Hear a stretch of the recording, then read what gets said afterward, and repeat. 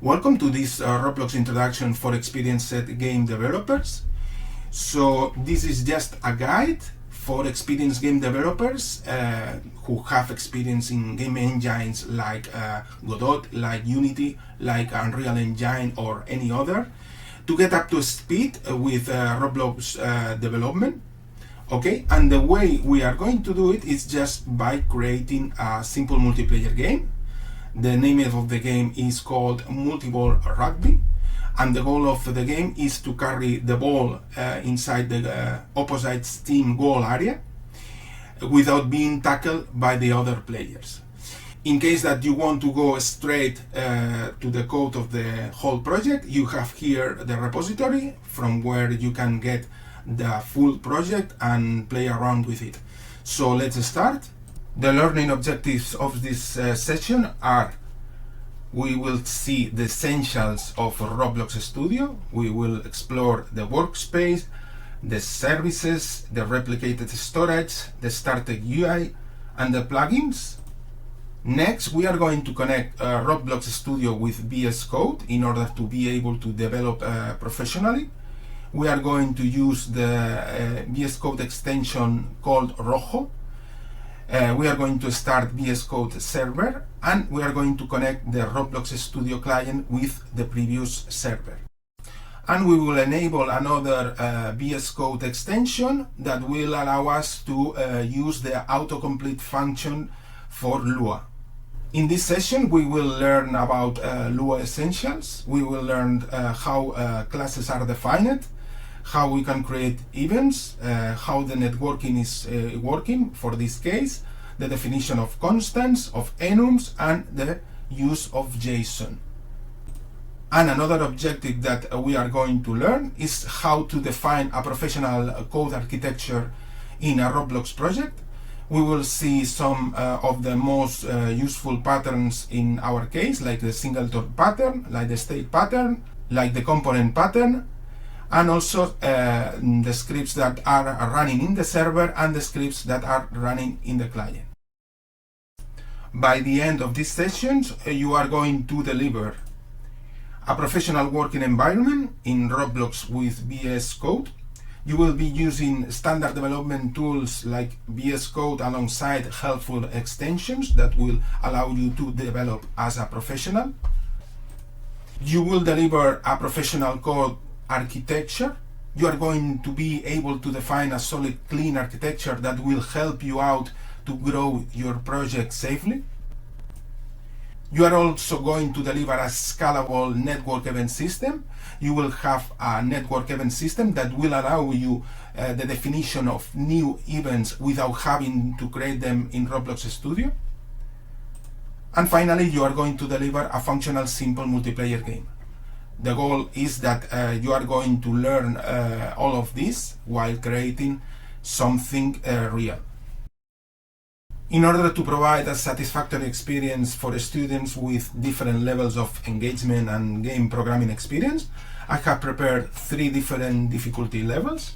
The first level is the hardest one, is the advanced challenge for highly experienced programmers that don't want anyone to hold their hand.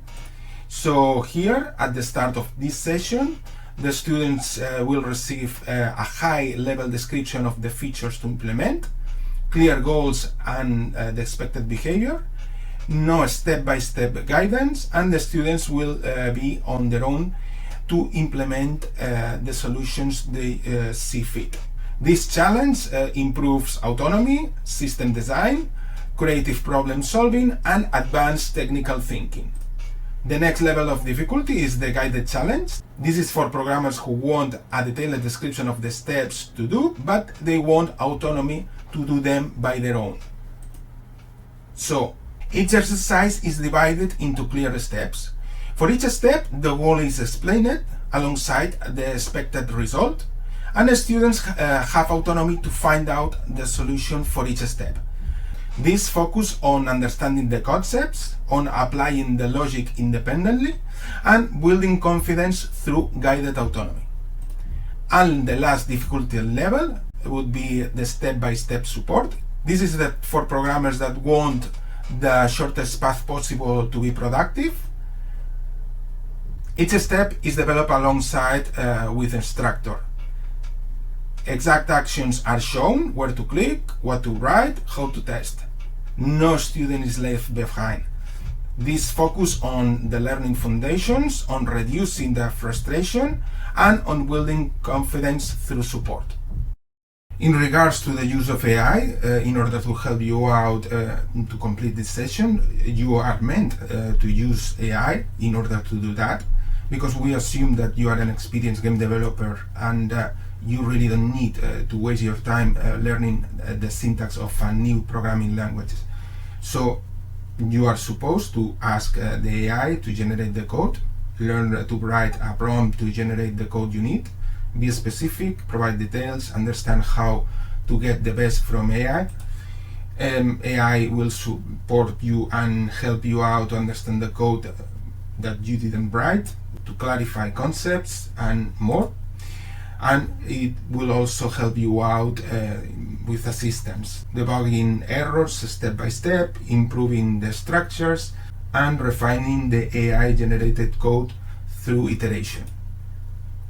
Finally, I have prepared here the prompt of this session. This is meant to help you to solve any questions you may have, so you are free to use it to help you out to complete this session. Before continuing, please observe that in the top right part of the screen there is this graphic icon that will represent the difficulty level of the video. For example, for the next 2 slides, we are going to describe the main goals to complete for this session, in order for those of you who want to do the hardest challenge. So the goal of these sessions is that we are going to learn how to develop in Roblox by creating a simple multiplayer game. And in this session we will see an introduction to Roblox Studio. As a game dev, we will see the minimal things that we should know in order to start as soon as possible to produce code. Next, we are going to connect Roblox Studio with VS Code with the Rojo extension. Next, we are going to initialize the project with an existing basic code architecture. Here you can open this link and you can download the scripts that we are going to start with. That is going to be a basic code structure, a basic architecture from where you can start and grow in a scalable and safe way. Next, we are going to do a first code introduction by creating instances of a graphic resource. In this case, it would be a ball, a soccer ball. We will create multiple instances of this ball. But this is code that we are not going to use in the final game. This is only to practice, to be introduced to Roblox development. Okay, so first we are going to create an instantiable resource that we are going to place on replicated storage folder assets, and we are going to name it soccer ball. Next, we are going to copy the script ball spawner in the server side, and we are going to instantiate it in the right place. Here you have the code of the ball spawner. So copy it in the server side and initialize it in the right place. This is the challenge for those of you who want the hardest challenge. Next, we are going to add physics to the ball and detect the player collision with it. Next, we are going to apply an impulse to the ball when the player collides with it. Next, we are going to use the existing custom network event system to send a message to the clients when there is a collision with the ball. We are going to introduce changes on these files: server events, client events, and constants. And finally, for this code introduction, the last step that we are going to do is we are going to create a button in the interface in order to request to the server to create a new wall. The changes that we need to do are located in the files client screens, server events, and constants. and this would be for the initial exercise in order to be introduced to Roblox development. This is not going to be part of the final game, okay, but the only thing that we are going to use in the final game is going to be the soccer ball. The ball spawner, we will delete it or comment it, but it's not going to be used later. This slide is the high-level description of the exercises that we need to do in order to complete the game. For those of you who do the hardest level, this is going to be the last slide you need to check. The first exercise that we are going to do is to create a single ball to pick up and carry. And the steps that we are going to do to implement that is, first of all, we are going to remove or comment the previous code, the ball spawner.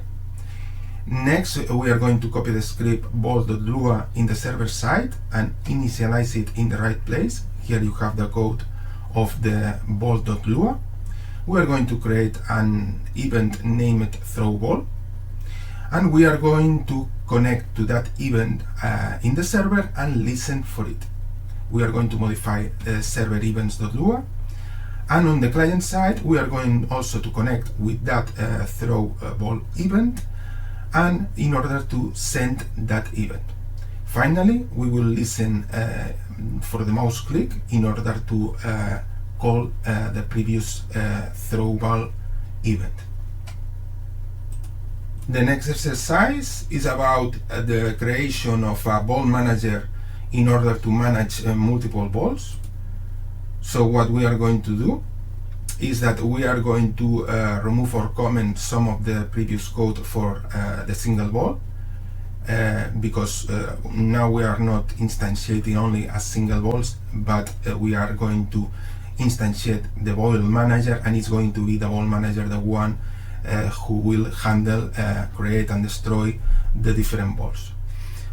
So next we will copy the script ball manager in the server side and initialize it in the right place. Here's the code of the ball manager, and as I said, it will handle the creation and destruction of the different balls, and the player should be able to pick up and throw the ball. The third exercise is about detecting the player collision with the other players in order to implement the tackle mechanic. So what we are going to do is we are going to update the script player collision with this new script, and when this is a collision between players, the one of them that is carrying the ball will be thrown away. For the fourth exercise, we are going to create two goal areas that will detect the collision of the player with the ball in order to score. So the steps that we are going to do is, first of all, we are going to copy these scripts in the server, goal detector.lua and goal manager.lua, and initialize them in the right place. Goal detector is going to detect the collision of the goal area with the player, and goal manager is going to handle the multiple goal areas in the game. So far we are going to define two goal areas, but the game can be adapted to have many more areas. It's up to you to expand this game to whatever you like. Next, in Roblox Studio, we are going to create a folder goals and in the workspace, and we are going to add two parts named goal team blue and goal team red. And for each one of these parts, we are going to set a new attribute named team, and we will set the value of this attribute to red and blue respectively. And finally, you should be able to score when you collide with the right goal when your player is carrying the ball. In the next exercise, we are going to refactor some of the code that we have in order to have a more scalable and clean structure. So the script that we are going to refactor is going to be client screens. This script is currently managing all the screens of the game. So this is the script that we are going to refactor. Here is an updated version of that script with the different screens managed by different scripts. On the 6th exercise, we are going to create 2 text labels to display the game score. The steps that we are going to do is in Roblox Studio. We are going to add 2 text labels to the existing screen, the game HUD. And in the script screen game.lua, we are going to connect with the 2 labels in order to display the score. Next, in the exercise 7, we are going to create a new sound to play when the player scores a goal. So the steps that we are going to do is in Roblox Studio, we are going to add a new sound in replicated storage folder audio sound FX goal. We are going to understand how the script client audio.lua works in order to play the sound when the player scores a goal. Next, on the exercise 8, we are going to create a new screen that will be shown for some seconds to congratulate the player when he scores a goal. So what we are going to do in Roblox Studio, we are going to add a new screen GUI, name it screen goal scored, and add an image. We are going to listen the event goal scored, dispatched by the server to the clients to report when the goal has been scored, and we are going to add the necessary code in client screens to display the screen when the client receives the previous event from the server. On the next exercise, we are going to teleport the players to a collection of predefined positions when the match starts. And in order to do that, what we are going to do in Roblox Studio, in the workspace, we are going to create 2 folders called Spawn Players Blue and Spawn Players Red. We are going to place several parts in each folder where you want the players of each team to respawn. We are going to replace the code of client actions. In here we will find new functions to retrieve the previous positions defined in the workspace, so we can use it to teleport the players in that positions. We are going to create a new event that the server will use to tell the clients what position in the field we are going to be teleported at the match start. And when you start the match, the players will be teleported to the right side of the field. Finally, in the exercise 10, we are going to manage the players who join during an ongoing match. What we're interested is that the late joiners don't interfere in the ongoing match. In order to do that, we need to teleport them outside of the game field. So first we are going to create invisible boundaries around the field to prevent that the players and the ball exiting the field area. We are going to create some visible boundaries to define the field without occluding the view of the game. And when a new player joins and receives the current state, just check the current state and, depending on the state, teleport the player outside the field. And this is all what you need to know in the case that you are doing the hardest level in order to develop this small game in Roblox. So from now on, all the exercise and tasks that we are going to do will be for the other 2 difficulty levels. So we assume that you have already downloaded and installed Roblox Studio. Okay, and these are the minimal things that you should know to start as soon as possible to produce code. First of all, we are going to focus in the Explorer. This is the only part of the system that you should care about for now.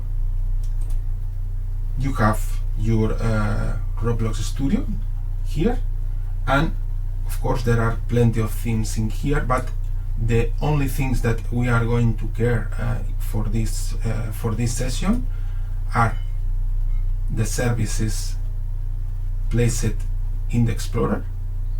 Okay, so the services placed in the Explorer can match your game engine hierarchy. Okay, so you can understand the elements placed in the Explorer as if they were elements placed in your game hierarchy. As a programmer, you are going to access the different elements in your game the same way as you would do if these elements were singletons in your usual game engine. Okay, so let's see an example. For example, we are going to create a sphere both in Roblox Studio and in Unity, and what would happen is that, okay, to create visual objects, you are going to place them in the workspace, and this is the way to access that elements. You are going to access the workspace like this, and an element inside the workspace like this. Okay, and you can display the properties of the element like this. The equivalent way to do it, for example, in Unity would be like this. Okay, so we specify the path of the element, we retrieve the element and display the information. As you can see, this is the equivalence between Roblox Studio and Unity.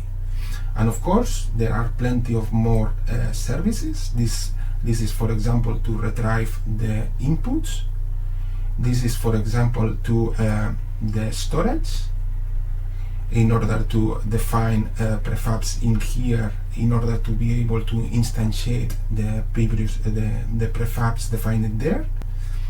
With here, you are going to access to the players that are connected in the game. And in here, this is a run service that will allow you to be able to access to the threads in order to run in each frame operations that you want to run. Okay? We are going to start with the first exercise. For each exercise, first we are going to introduce all the steps that we need to do to complete the exercise for those of you who are doing the guided challenge, so you can implement every step in the way you like. Okay, so let's go.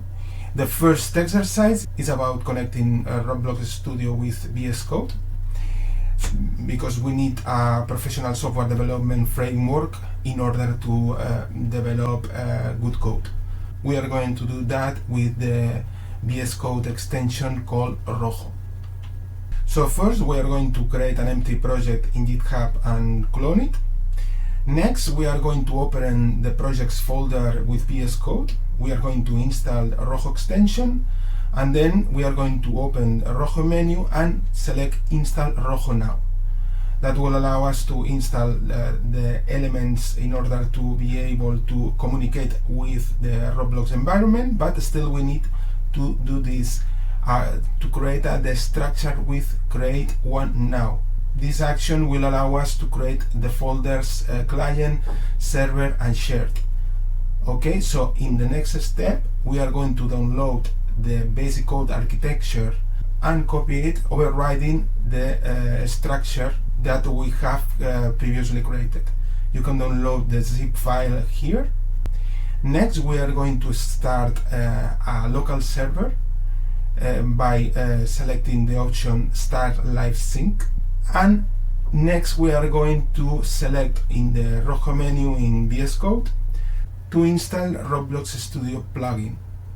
Okay, once you have installed this plugin, you can go to Roblox Studio, go to the plugin section, and you can select in the Rojo menu to be able to connect to the previously started server. Okay, it will ask you to synchronize some files, so that's okay. Accept the changes. So by this point you will have synchronized both VS Code and Roblox. Back to VS Code, we are going to add some useful extensions. like Luau language server. In here we are going to enable these settings Luau LSP, and we are going to enable completion autocomplete end. And we are going to optionally use GitHub Copilot in order to help us with the code creation. Now we can proceed to play it in Roblox Studio what we have so far, and everything should be working right now. And in this step you are going to make a small change and test it just to check that everything is working fine and you are able to make changes in VS Code, and these changes are synchronized and are visible when you play in Roblox Studio. Finally, you are going to download a copy of the whole project, and you are going to create a new folder in the repository named Assets. To conclude this first exercise, you are going to commit all the changes with a proper description of what you have done so far. So these are the steps that those of you who are doing the guided challenge should do by your own. Okay, and now we are going with the step-by-step. So let's go with the step-by-step challenge. We are going to show the two screens in order to do each one of the steps. So let's create an empty project in GitHub and clone it. So we create a new project. We are going to initialize it with a README and create the repository. Let's clone it locally.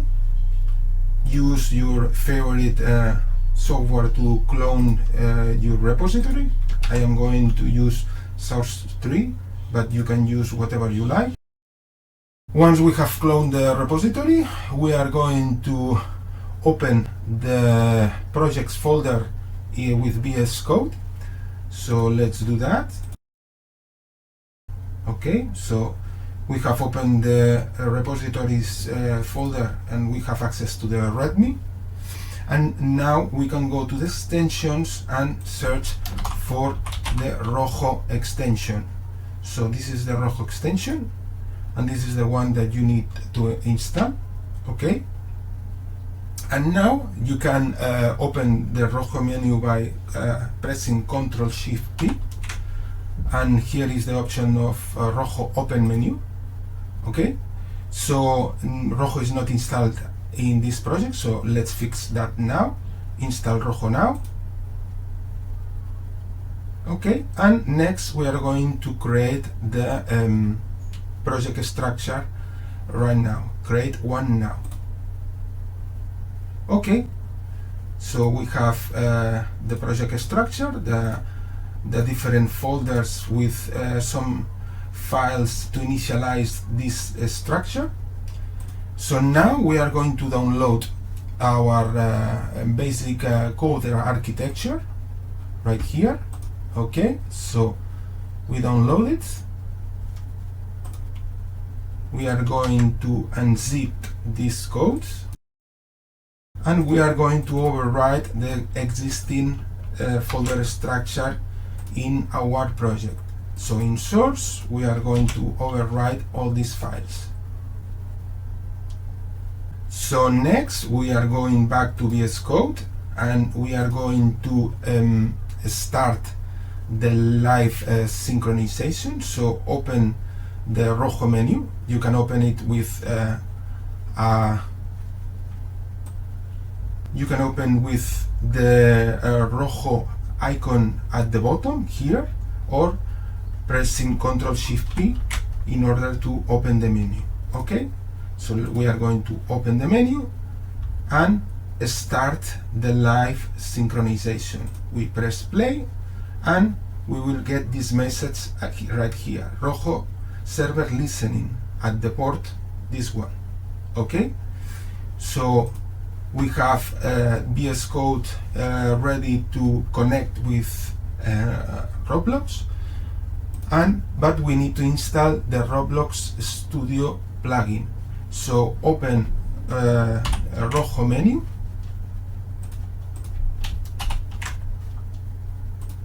and here we have the option to install a Roblox Studio plugin. I have already installed this plugin, so I am not going to install it again.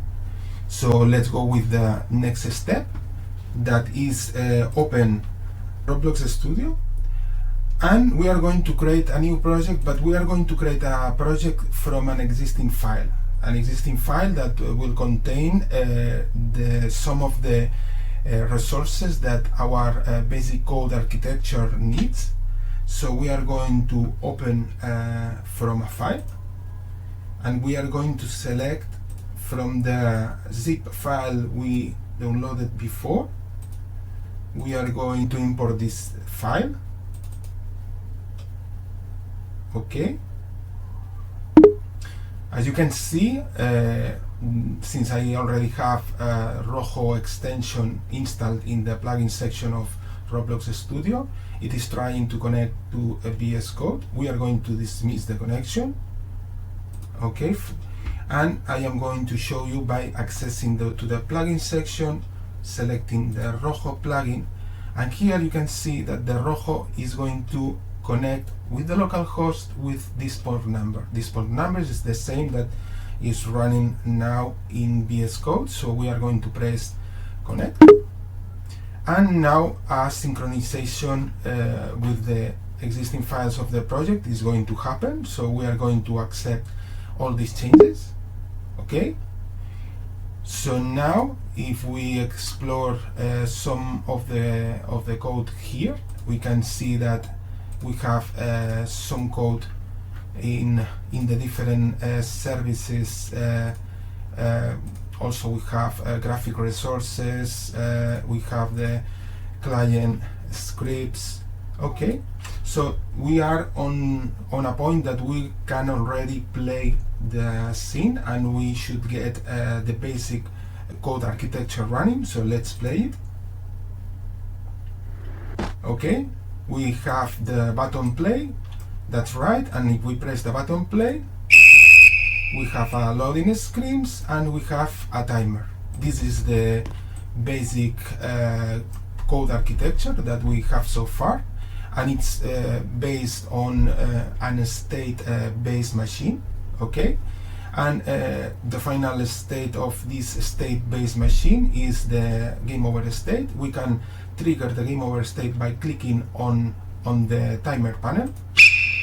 We are triggering the game over state, and after 5 seconds we are changing again to the state menu to start over. So our framework is running, and we got it the synchronization right.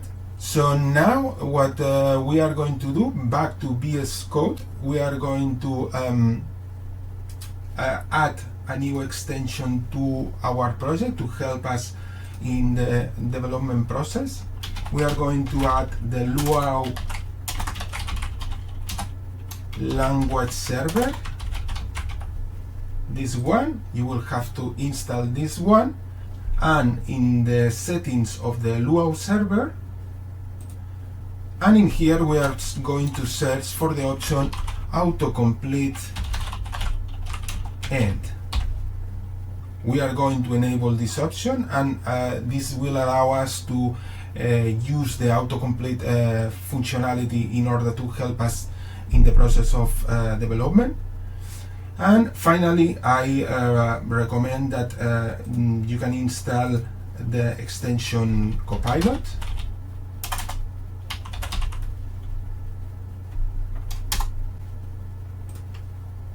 In order also to help you out in the development process. Okay, so next we are going to do one minor change in our project in VS Code, and we are going to observe how by changing in VS Code the change is synchronized in Roblox Studio.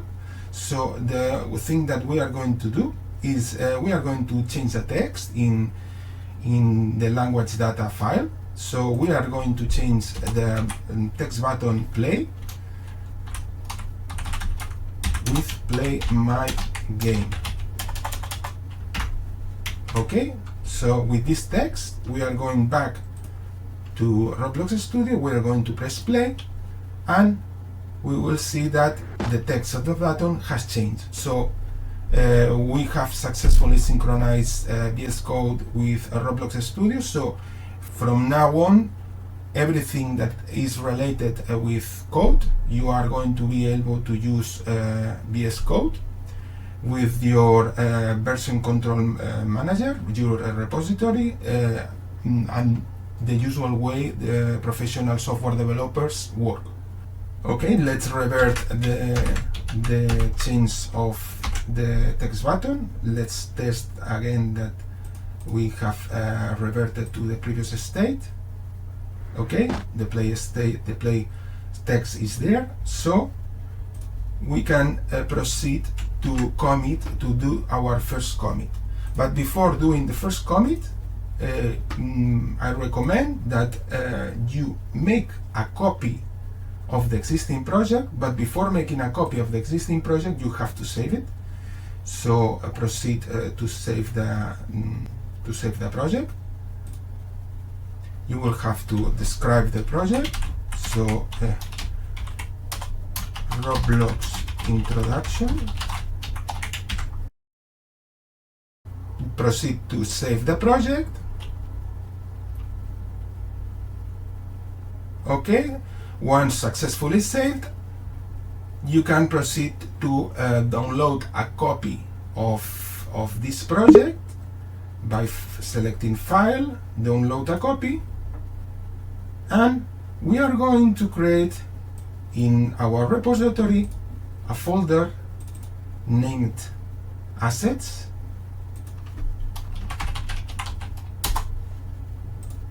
And in here, we are going to download our copy.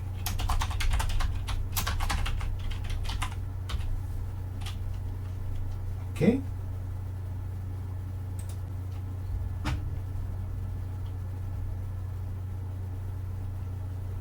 Okay, so once we get this message, we have successfully saved a copy of the current project in that folder. So we can finally proceed to commit all the changes to our repository. Okay, so we have the code, everything related to the code right here, and the copy that we have done of the Roblox project is right here.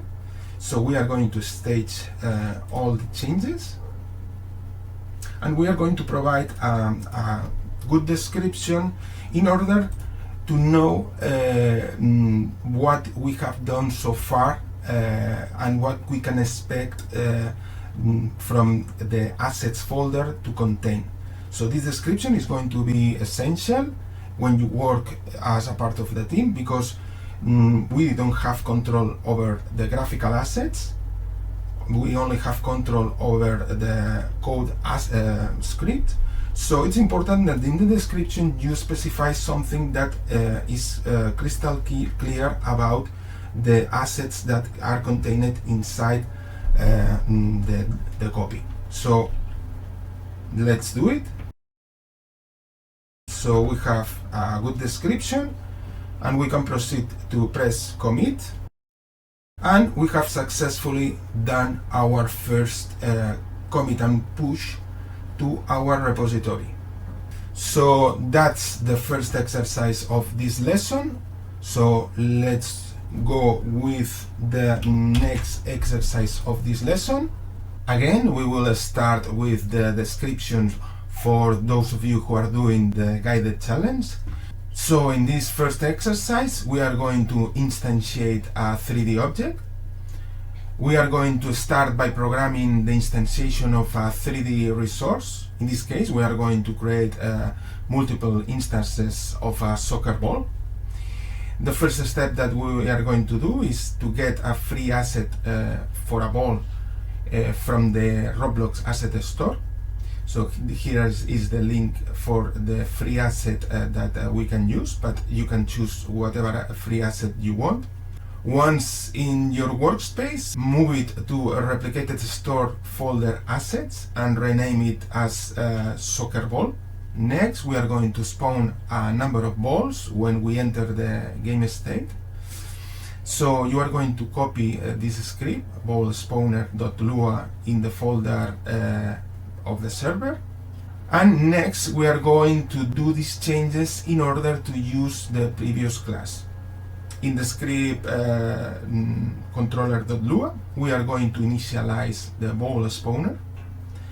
And in the script server-state.lua, we are going to spawn the balls when we are entering the game state. And when we are transitioning to the game over state, we are going to clear all the balls in order to start fresh for the next match. Finally, in Roblox Studio, you will play the project and test it. So let's go with the step-by-step challenge.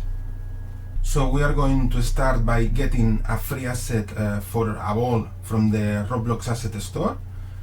So the Roblox Asset Store is similar to other asset stores like the Unity or Unreal. You can find free and paid assets that you can use. Okay, and for this introduction, I have used this free asset, okay, that I have already imported here, and by clicking it, I have placed it in my workspace. Okay, now the next step that I am going to do is to move this 3D asset. Instead of being in the workspace, we are going to place it in the replicated storage in the folder assets.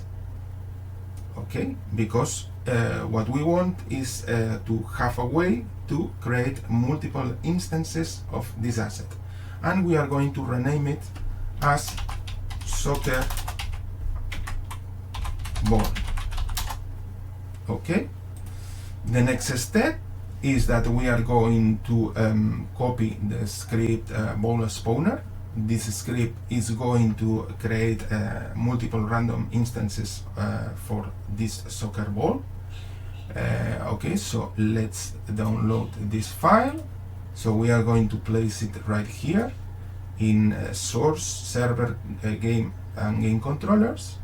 As soon as we have saved the file, if we go to VS Code, you can see that it is highlighted the new script, and this new script is a class that will create multiple instances of the ball. So you are free to understand by your own how this class works. It's just a spawner. There is no mystery in a spawner class. Okay, and the next step is going to be, we are going to initialize this class in the right place. In this case, it's going to be on the controller class. So we are going to do these changes for the initialization. So in the controller class, in the get method, we are going to set the ball spawner to nil, and in the init method we are going to initialize the reference to the spawner class like this, and we are going to create a new instance of this spawner class. Okay, so we have initialized it, the spawner class this way, and now we need to use it, and we are going to use it in the server state class. The server state class is a state based pattern that allow us to perform actions when we transition between states. Okay, so what we are going to do is that when we load the game, we are going to respawn a number of balls.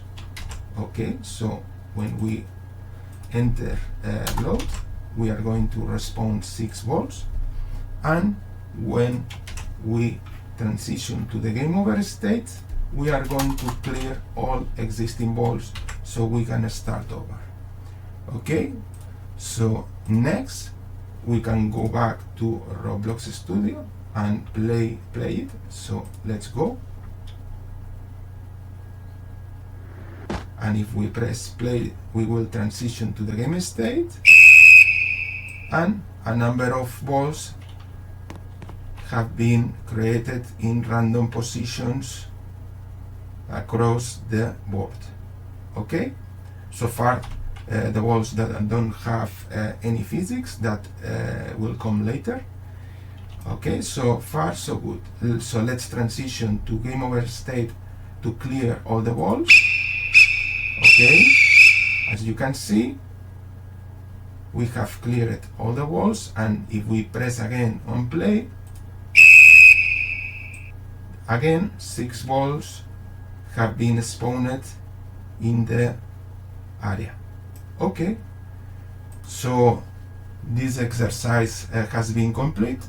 Let's go for the next exercise. Again, we start with the guided challenge. So in this exercise, we are going to add physics to the balls and detect the collision with the players in order to apply them an impulse force. So the first step that you are going to do is select the properties of the soccer ball and ensure that it has a primary part.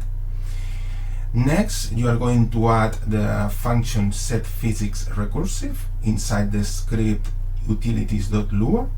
This method will ensure that the balls behave in the physics world by setting their properties anchored to false and can collide to true. We are going to use the previous function in the ball spawner to add the physics to the balls. Just after spawning a ball, we are going to use setPhysicsRecursive in order to add physics to the just spawned ball. Next, we are going to detect the collision of the ball with the player. We are going to add another function in utilities.lua that will retrieve the right part of the ball to attach the collision detection. In the class ball spawner, we create a function called attach kick behavior that will detect the collision with the ball and apply it an impulse force. Next, we are going to attach that function to the ball created in the ball spawner. Then, in Roblox Studio, we are going to test it both in single player and in multiplayer. Finally, we will download a copy of the project to save it in the folder assets in order to finally commit and push the changes, providing a right description so anyone can understand what work has been done so far. Okay, so let's go with the step-by-step challenge. So the first thing that we are going to do, we are going to select the ball. Let me move this so we can see the properties. Okay, with the soccer ball asset selected, we can go and check the properties of the soccer ball here, and we have to make sure that the soccer ball has the primary part. So find the primary part here. We are going to set the primary part as the mesh part. Okay, so what we are doing by setting this property is that we are telling the system that the soccer ball has to consider the geometry of the 3D object as the mesh part. Next, we are going to add the function setPhysicsRecursive inside the script utilities.lua. Okay, so we have the script right here. Sorry, we have the method right here. We copy the whole method and we go to VS Code and we open the file utilities.lua. Here there is a collection of global utilities.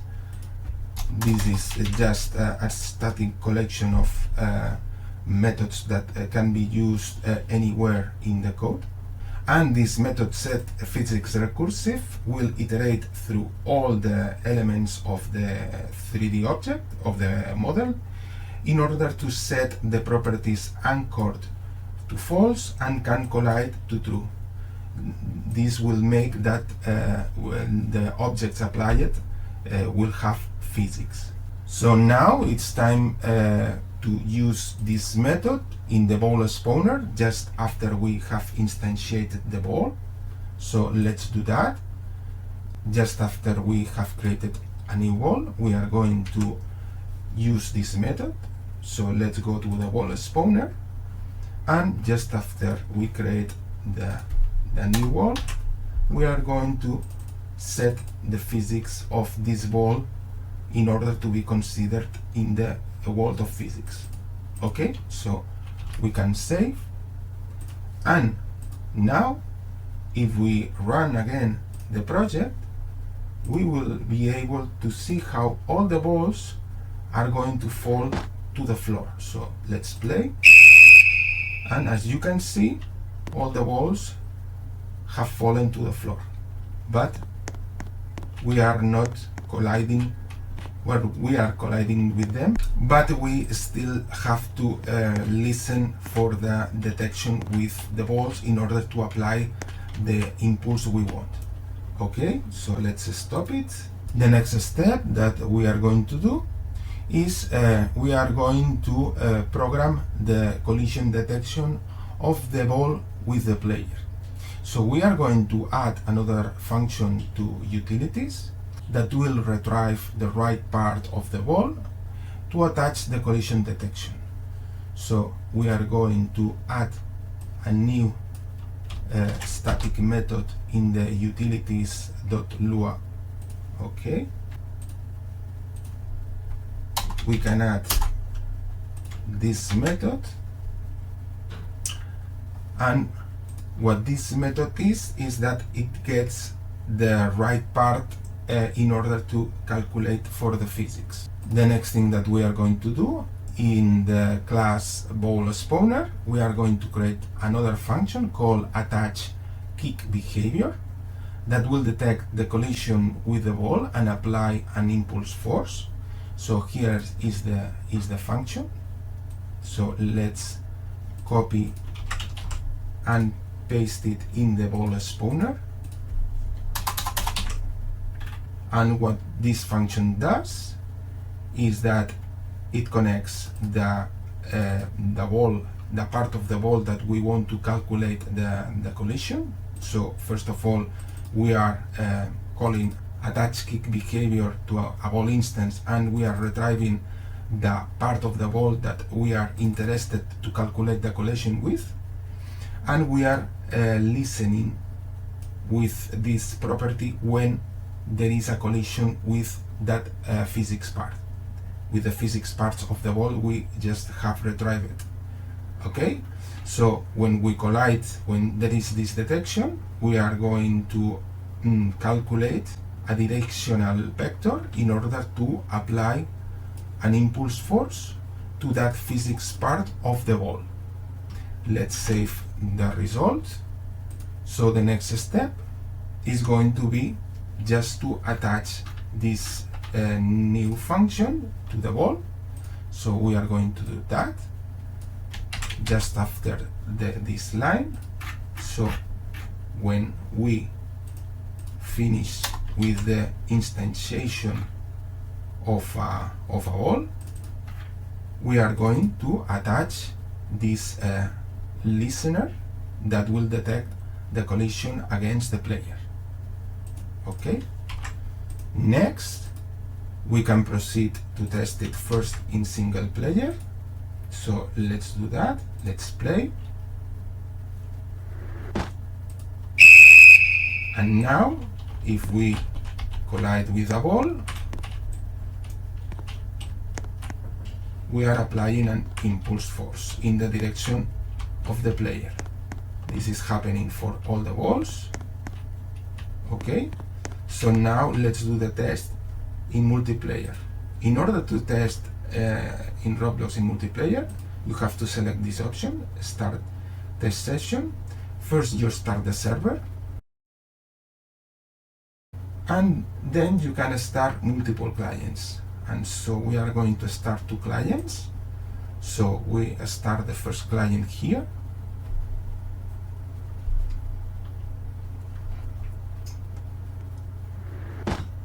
Okay, Let's clean a little bit of the interface to see it properly. And we are going to run another client. Okay, so as you can see, each player can see each other. So let's press play. Okay, so the balls have been properly instantiated. So let's test the system. So let's go and kick one of the balls towards the other player. So let's do that. As you can see, I am kicking the ball with one player, and now let's do the same thing with the other. Let's kick the player towards the other player. Okay, let's make it more visible like this.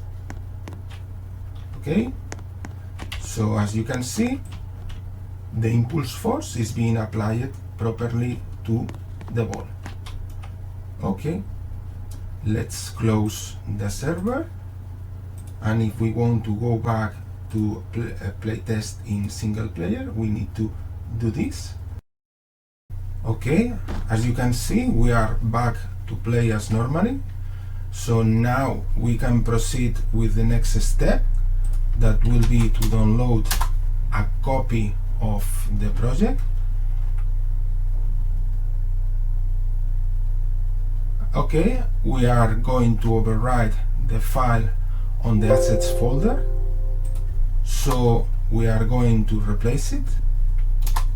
And now we can go and proceed with the commit and push of all these changes, providing the right description for all the work that we have done in this exercise.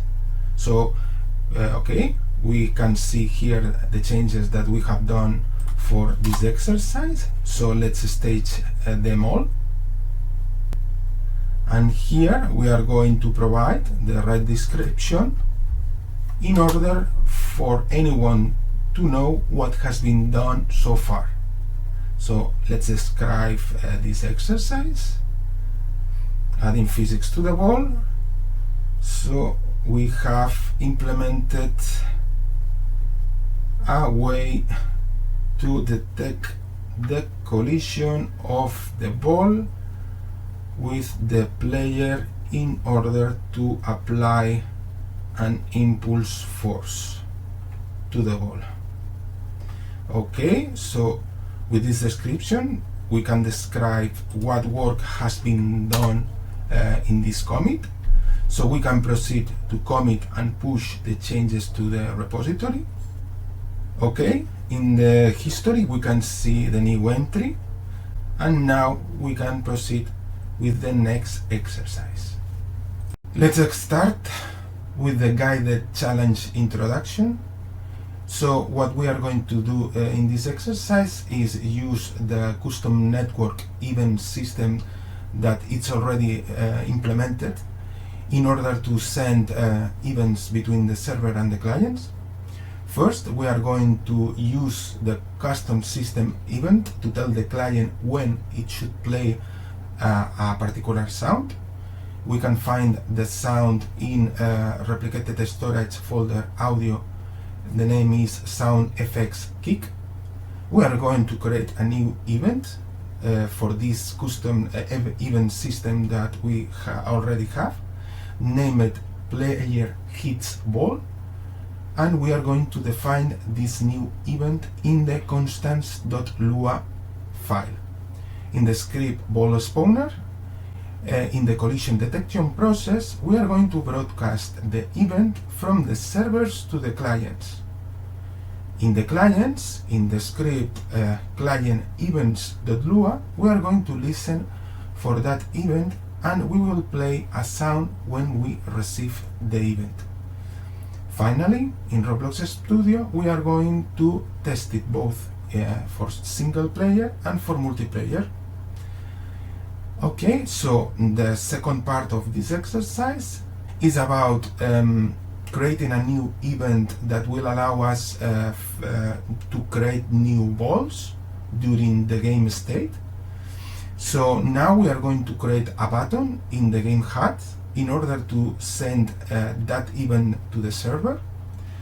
So in Roblox Studio, you will select in the screen game UI, and in there you are going to enable to be able to set as visible that part and to be able to edit it, because you are going to add an image button and you are going to name that image button as button ask for ball. Okay, so next you are going to define the new event in the constants.lua script that will be named request new ball. Next, on the client's screen, you are going to add the code to listen for the mouse click for the button ask for ball, and you are going to send the event to the server when the button ask for ball has been clicked. In the server events, you are going to listen for that event to create a new ball. Finally, in Roblox Studio, you are going to test it both in single player and multiplayer, and finally you are going to download a copy of the project in assets and commit and push all the changes. So let's go with the step-by-step challenge. Okay, so we are going to start just by checking the sound.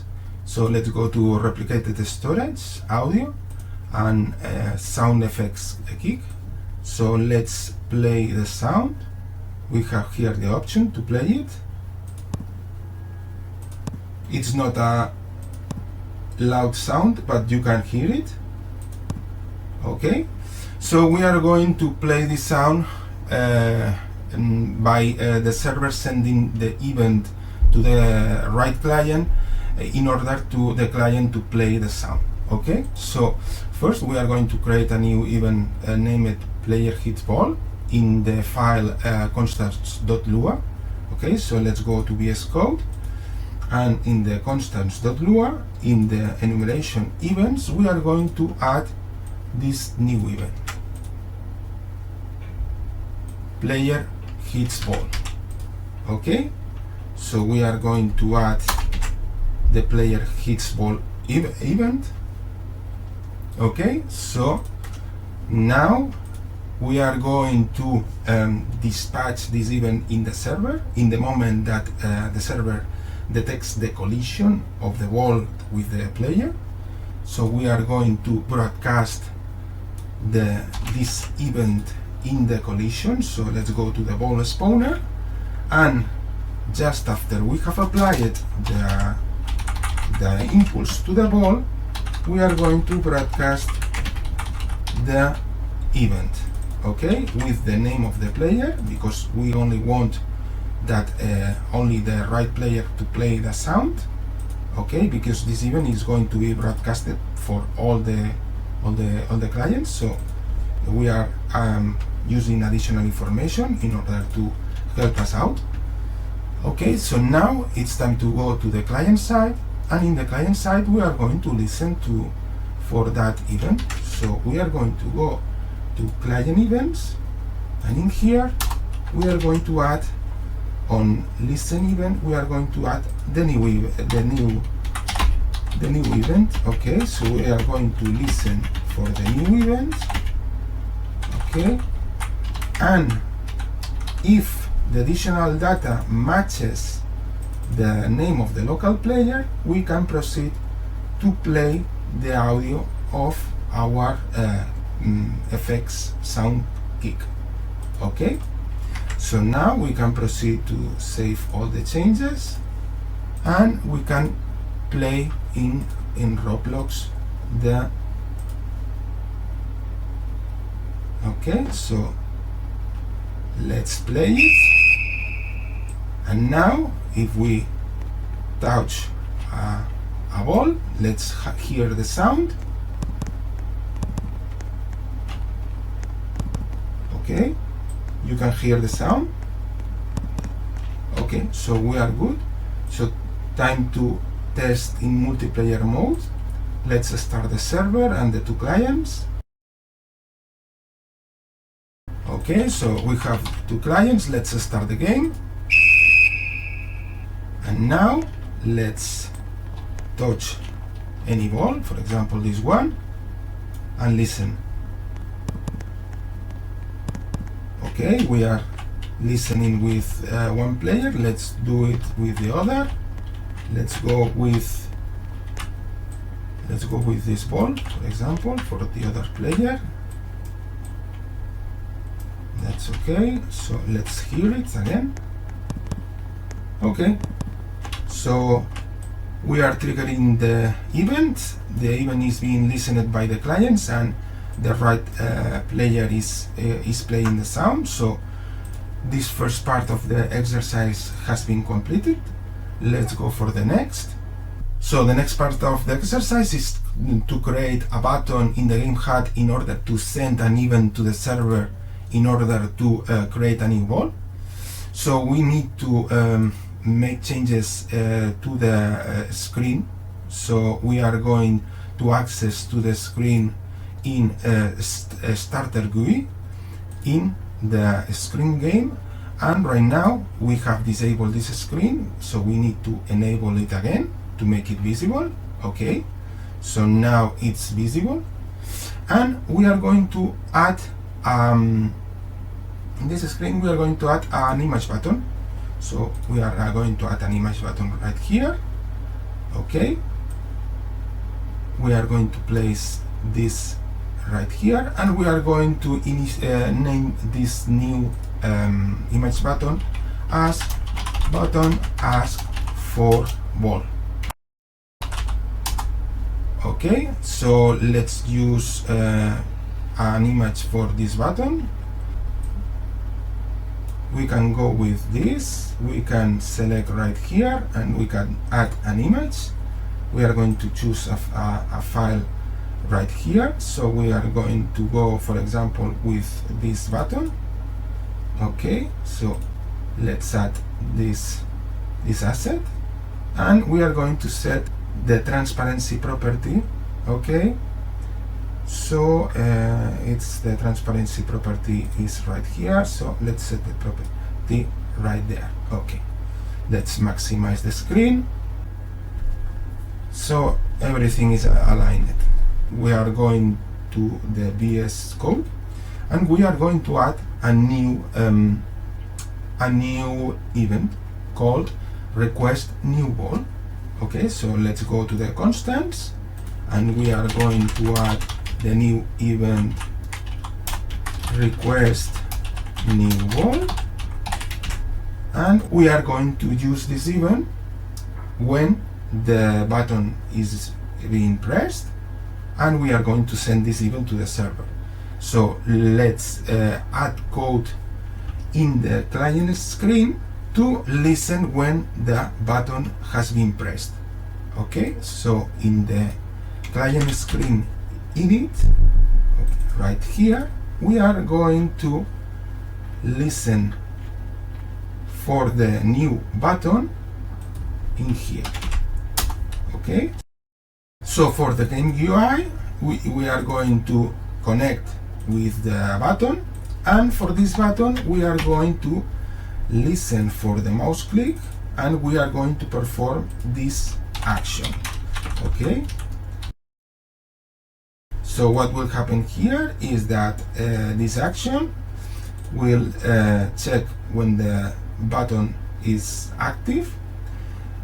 If it's active, we disable it. The reason why we are disabling the button is because we need to prevent from the user to spawning constantly the button. So we are disabling, and we proceed then to send the event, and just after sending the event we set a delay. This will prevent that the user tries to click again, because the button would have been disabled, and after the short delay of half a second we re-enable again the button. Okay, so we have finished with the client side. The client is now sending the event when we are clicking on the button. Let's go with the server side. Okay, and then the server side is going to listen for that event, okay? And when we receive this new event, okay, so this is on server events, on listening for the client events. When we receive that new event, we are going to spawn a new ball, okay? So what is happening here is that if we detect that we have received the request new ball, we can print a debug message. This is just only for the debugging purposes, but the important part is that we are going to spawn a ball when we receive the new event. So now we can proceed to save all, okay, and we can proceed to test it both in single player and in multiplayer. So let's first disable the screen again, so we have a clean interface. Let's play, okay. So now we have the button, and let's get a little bit away from the central position of the area so we can see where the balls are being spawned. Let's spawn some balls. Let's click, and one ball is spawned, another ball is spawned, and so ever, okay. And the delay to spawn a new ball is being properly done, so we cannot spawn just for every frame. Okay, so far so good. Let's test it in multiplayer. Okay, so let's play.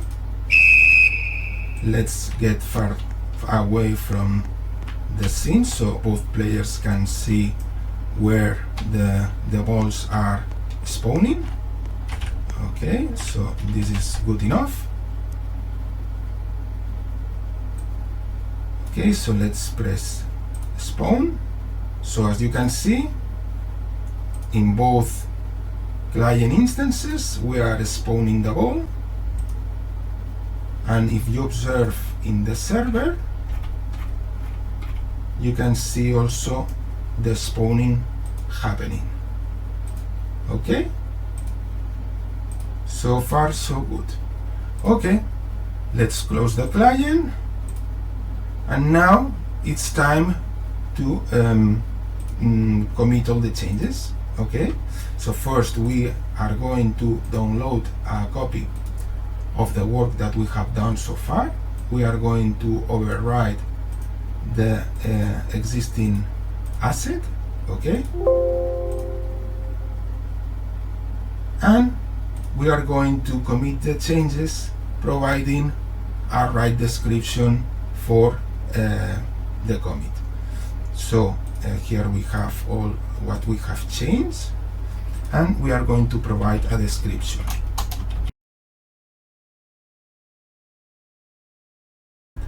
With a good description about what we have done so far, we can proceed to stage commit and push, and we can proceed with the next exercise. So we are going to start with the first exercise that will start the real implementation of our simple multiplayer game. So we are going to start first with the guided challenge describing the whole exercise for those of you who are doing that difficulty level. So the first exercise is to create a single ball and to pick it up and carry. We are starting with the multiplayer implementation with the logic that allows the player to carry the ball and apply an impulse on mouse click. So first we are going either to remove or comment the previous code, the ball spawner, because we did it as just an introduction exercise to get used to program with VS Code.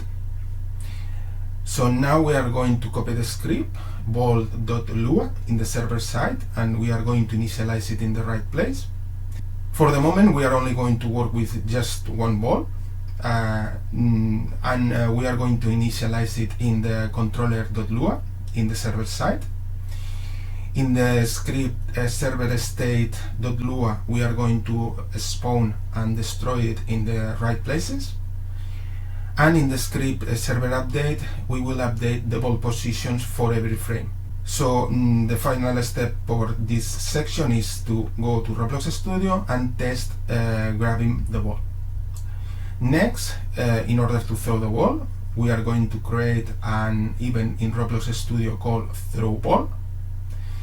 In the script server events, we are going to listen for that previous event, and in client events we are going to connect with that event, because in client actions we are going to throw that event when the user presses the mouse click. Finally, you will test it in Roblox Studio, both in single and multiplayer. So let's go with the step-by-step challenge.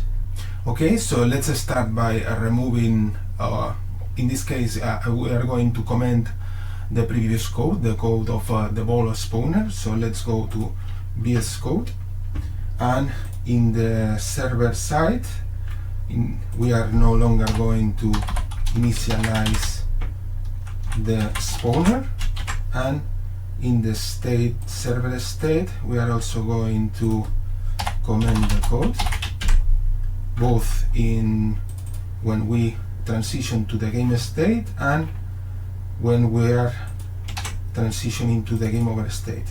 Okay, so now we have cleaned the ball spawner, we can continue. So now we are going to copy the script ball.lua in the server side, and we are going to initialize it in the right place. So here we have the script, we are going to save it in the server side. Okay, we have created the file right here, ball.lua. What ball.lua just does right now is just spawn in a certain position. We are going to listen for the collision against the player. Okay, and when this collision is being triggered, we will proceed with the pickup logic right here, and we also have the drop logic and the throw logic that we will use in this exercise. So let's go with the next step. For the moment we are going to initialize and use one ball. So we are going to initialize it in the right place. We are going to do it in the controller.lua in the server side. So in here we are going to initialize the ball with nil, and we are going to require that we are going to use that script, and we are going to initialize it right here. Next, we are going to spawn a ball and destroy the ball in the server state. So we are going to spawn a ball when we transition to the game state, and we are creating the new ball in the position 10, 10, 0, and we are destroying the ball when we transition to the game over state. Okay, the last thing that we need to do is that when the player picks up the ball, we have to update the position of the ball considering the player position. Okay, so we are going to update the position of the ball in the server update script. The server update script is connecting with the service run service that will allow us to perform operations for each frame. Okay, so for each frame we are evaluating the state, and depending where we are performing for each frame some logic. So right now in the game state we are interested to perform the logic of the ball update. Now we can proceed in Roblox Studio to test the grabbing of the ball. So we can go to Roblox Studio, press play, press start, and if we touch the ball, we have grabbed the ball. Okay, so far we are only grabbing the ball. if we transition to the game over state, we will destroy the ball. So we can start fresh, and in here, if we start again, we have another new ball. Okay, so let's continue. So in order to throw the ball, we are going to create an event in Roblox Studio called throw ball. So in here, we are going to create a new event in replicated storage, remote events. We are going to create a new event, remote event, and we are going to call it throw ball. Okay, now in the server side, in server events, we are going to connect and listen for that event. Okay, so let's go to VS Code, and in the initialization of the server events, in here we are going to listen for the throw ball event. Okay, and in here, this is the listener of the event, and this is the logic that will be performed when the throw ball event has been triggered. When the logic has been triggered, we will perform the throw request that belongs to the ball class. Now, in the client side, we need to connect also with that event. So we need to establish the connection on the client side. On client events, we are establishing the connection with the throw ball. Okay, and we are going to define a new method, throw ball, that we will use to fire the event to report the server that the user has clicked in order to throw the ball. Okay, next, on the script client actions.lua, we are going to listen for the mouse click in order to throw that event.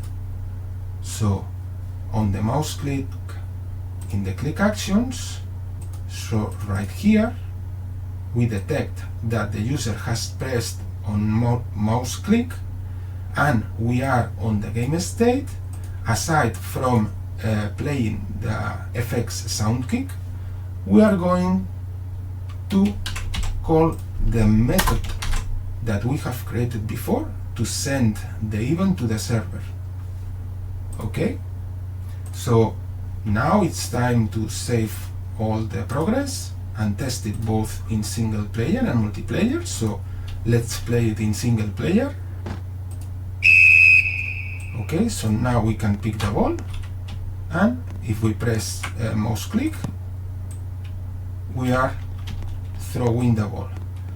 Let's repeat the action again, picking the ball and throwing the ball.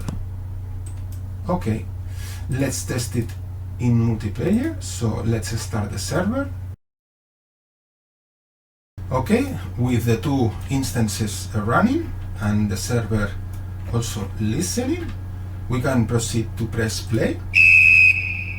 Okay, so the ball has fallen just over the blue player who has picked the ball, and now we are going to throw the ball towards the other player. Okay, throwing, and we are going to repeat the action with the other player. We pick the ball, okay, and we are going also to throw the ball. Okay, so this is working. Let's transition back to the menu state, and the ball is not there, and if we press play again, the ball appears and we can start over again. Okay, So we have completed the current exercise. We can proceed with the next one. In this second exercise, we are going to create a ball manager in order to manage multiple balls. Since the game has to manage multiple balls, we are going to create a manager in order to do that. Okay, it's called MultiBall Rugby for a reason, because we are dealing with many balls. And the first thing that we are going to do, we are going to, in this case, comment some of the previous code for the single ball, because we are going to create instances of a ball through the ball manager. So the next thing that we are going to do is just to copy the server manager.lua in the server side. Next, in the controller.lua, we are going to initialize the previous manager. Then in the server state.lua, we are going to use the manager to spawn balls when we are transitioning to the game state, and we are destroying them on the transition to the game over state. In the server update, instead of updating that single ball, now we are going through the manager in order to update the positions of all the created balls. On the sixth step, on server events.lua, we need to use the ball manager when the event throw ball is being triggered in order to throw the ball. And finally, in Roblox Studio, we will test it both in single player and multiplayer. We will conclude this exercise just downloading a copy of the project, updating it in assets folder, and making a commit and push. So let's go with the step-by-step challenge. We will start by commenting that code that initialize the previous single ball. So let's go to VS Code, and in the controller we are going to comment the code that initialized the ball, and in the server state also we are going to comment the code that spawned the ball in that position, and also the code that destroyed the ball when we transition it to the game over state. Okay, so now we are going to use the ball manager. So here is the code of the ball manager. So let's save the file in the server side.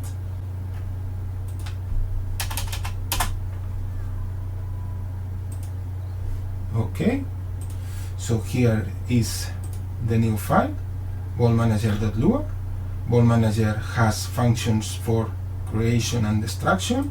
Okay, and we are also having functions to create a random ball. Okay, and also interesting is that we have this update method that will go through all instantiated balls and call the update method that we were using to update the position of the ball when the ball is being carried by one of the players. Okay, so next step is that we are going to initialize this manager in the server side. So we are going to do that. So now we set the ball manager here to nil. We are going to require the script ball manager, and we are going to initialize the manager right here. Now on server state, we are going to use the manager to spawn balls and also to destroy them. So let's do that. We are going to spawn as many balls as players are in the game. So in the server state, when we transition to the game over state, we are going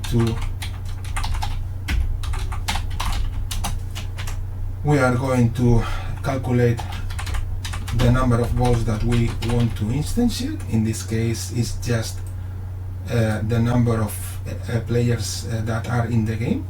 In the case that the players is 0, just instantiate one ball. and we will create the total number of balls in random positions. Now we need also to destroy all these balls when we transition to the game over state. Okay? Next, on the server update, now instead of updating the single ball, we are going through the ball manager in order to update all the instantiated balls. So we are going to go through, instead of a single ball, we are going through the manager in order to update all the instantiated balls. Okay? Next, in the server events, now we need to use the ball manager when the throw ball event is triggered.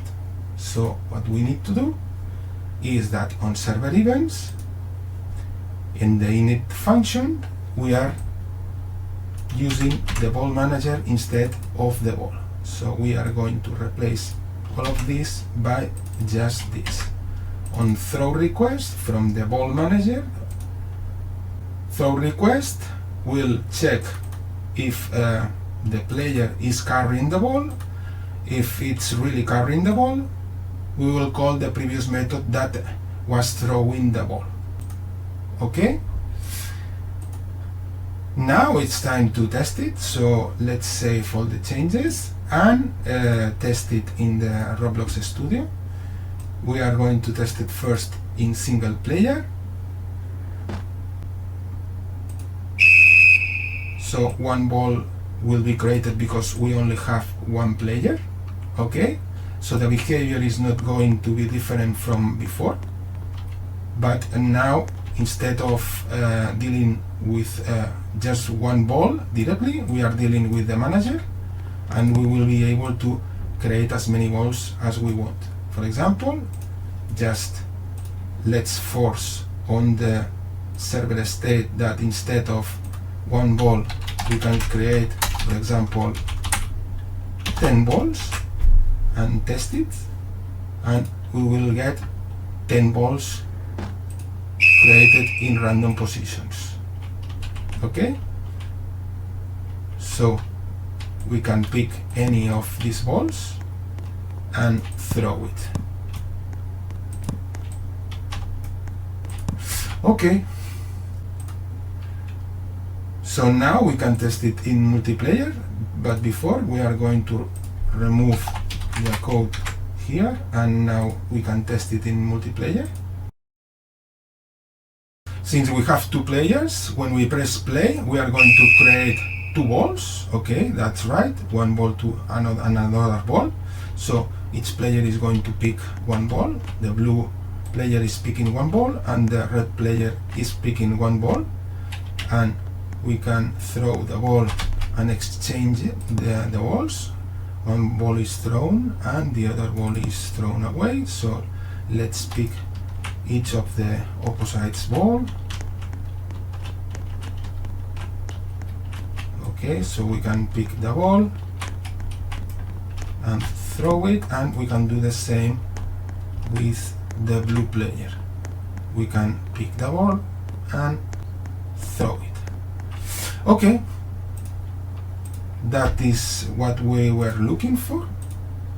So now it's time to download a copy and override the assets in our repository. Okay, and we can go and commit all the changes, providing the right description in order for anyone who works with the code to understand what we have done. So what we have done is, so we have a good description for the commit. We can proceed to commit and push the changes,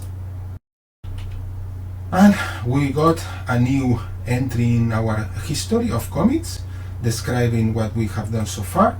And here you can see the different changes that we have done for this commit. Okay, so now it's time to move forward to the next exercise. Let's start with the third exercise, implementing the tackle mechanic. The defense game mechanism is to tackle a player from the rival team who is carrying the ball.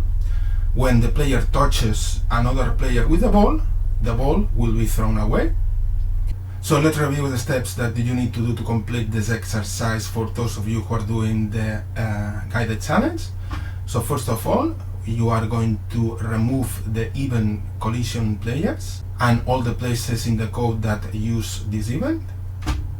Next, in the script player collision, we are going to add the code that will check if the players who are colliding, one of them is carrying the ball. Still in the player collision, we are going to update the function get collision info in order to get the information about the players carrying the ball. In the script client events, we are going to listen for the event ball taken, and when we receive this event, we are going to play a sound. Back in Roblox Studio, we are going to test both single player and multiplayer. So the goal of testing is just to check that when there is a collision between players and there is one of them who is carrying the ball, then the ball is thrown away. And we will conclude this exercise by downloading a copy of the Roblox project, updating the assets, and making a commit and push. Okay, so let's go with the step-by-step challenge. So let's remove the event collision players and the code in all the places that is using it. The reason why collision players even exist is just for the purposes of testing, but we are not going to use it. So we are going to remove the event in the enumeration events in the constants.lua file, and both in the client's events listener and in the player's collision. When two players collide with each other, we are not going to broadcast the collision between players. In its place, we are going to place this new code. And what this new code is going to do is to check if the players colliding belong to different teams. If they belong to different teams, then we will check if any of them is carrying a ball, and if any of them is carrying a ball, we will proceed to throw the ball away. That will implement our tackle mechanic. Finally, we will send an event to all the connected clients in order to report that the ball has been taken. Okay, let's save the progress. And the next step is that still in player collision.lua, we are going to update the get collision info in order to get the information about the players carrying the ball. So we are going to update the whole get collision info. And now about the information we are reporting, it's include the information about who is carrying the ball. This information is going to be used in the on touch between the different players, okay, to find out if we need to force the throw of the ball. Okay, so the next step that we are going to do is now we are going to listen for the even ball taken that we are dispatching just after the forcing that the ball has been thrown from the player, and we are going to listen this event in the client side, in client events, and what this is going to do is just that, to play a sound. So when there is a collision between two players and one of them was carrying the ball, we will play a FX sound. This FX sound is already in the game, okay, and it's like this. Okay, so when there is a tackle between two players, the sound that both players are going to play is this one. Okay, so next we are going to proceed to test both in single, well, in this case we are going to test in multiplayer, because we need to test the collision between both players. So let's do that. Let's start a multiplayer session. So now we can proceed to test the tackle mechanic.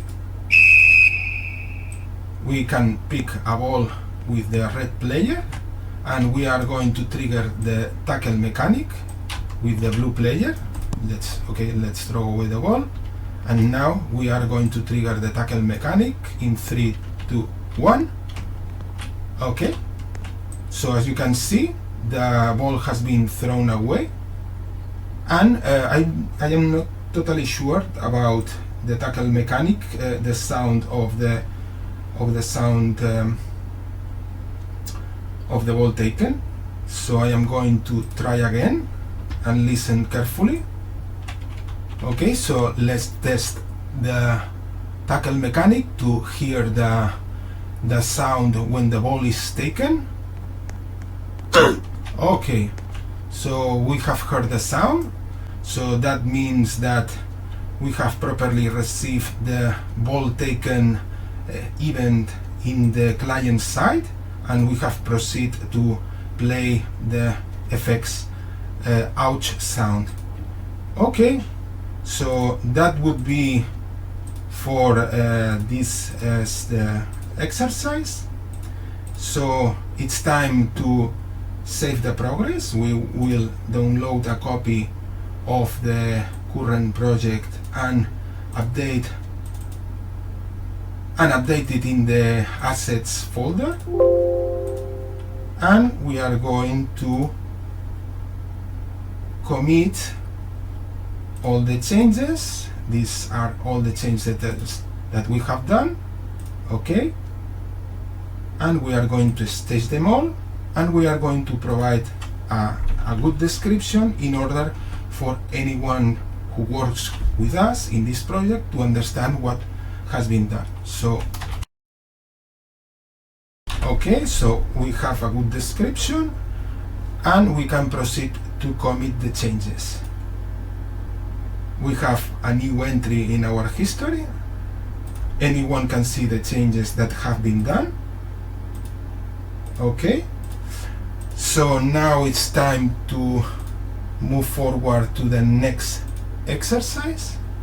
Let's start with the fourth exercise, the goal detection and the score system. So we are going to create two goal areas that will detect the collision of the player who is carrying the ball in order to score. So the first step that you are going to do is to copy the script goal detector.lua in the server. This script will handle the collision detection of the player with the goal area. Next, you are going to copy the script goal manager in the server, and this script will handle the multiple goal areas that you could have in a game. For this session, we are going with only two goals, but you are free to experiment with many more goal areas and many more teams. Next, we are going to initialize the goal manager in the server side. Back to Roblox Studio. Now we are going to work in the workspace. We are going to create the folder goals. In this folder we will place two parts. We are going to name each one of the parts goal team blue and goal team red. We will place them a distance apart from each other. We will customize them, the scale, the color, and we will anchor them in order to be fixed. Finally, we will set a new attribute in both parts, named team, that we will set to red and blue. Then we will test both in single player and multiplayer. Finally, we will complete this exercise just saving and committing the progress. So let's go with the step-by-step challenge. We are going to start just by copying the script goal-detector.lua in the server side. So we save the script on the server side, and now we check on VS Code to check that the new script has appeared, goal detector. And the goal detector, what it does is just to listen for the collision with the player in order to find out if we need to score. Okay. Next, we are going to copy the goal manager script. Okay, so we are going to save it in the same folder in the server. The new script has appeared, and the goal manager is going to handle multiple goals. Okay, and from the workspace we are going to get the graphical elements, the goals, from the folder that we are going to do next. Next, in the controller, in the server side, we are going to initialize the goal manager. Okay, so we are going to initialize both the goal manager and the score both for red team and blue team. So in the controller, in the server side, we are going to initialize as nil the goal manager, and in the init we are going to require the goal manager script, and we are going to initialize it. Okay, now back to Roblox Studio. It's time to build the goals. Okay, so in the workspace we are going to create a folder, name it goals,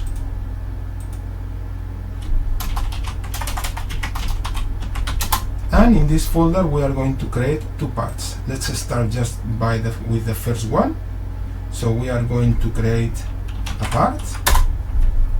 Okay, and we are going to scale the part until we are comfortable with the size of the goal area. Okay, so the part is here. Let's move it out of the way. So let's press play to know where we are. Okay, so the block is there. This is not the position that I was looking for. Okay, so we are going to position it again. We stop the execution, and we are going to reset the position of the part to the 0, coordinates. Okay, so this is the 0, coordinates, and we are going to move it in here. So let's test again. Okay, that's better, but that's not the place that I was looking for. Okay, so let's revert to the 0, and we are going to scale the block like this. Okay, and we are going to move it in here. Okay, let's see if this is the place I am looking for. So okay, this is the place I was looking for. Okay, so now we need to duplicate the part in order to create the other goal area. Okay, so we are going to place it right here and test it. And okay, this is further away and this is close, so we are going to adjust the position of the first one, maybe here. Okay, so I think that we are good. the positions are in the place we want.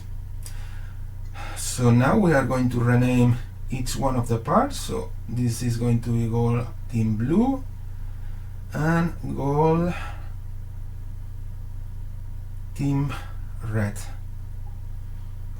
Okay, and we are going to set the color of this part to blue and this part to red.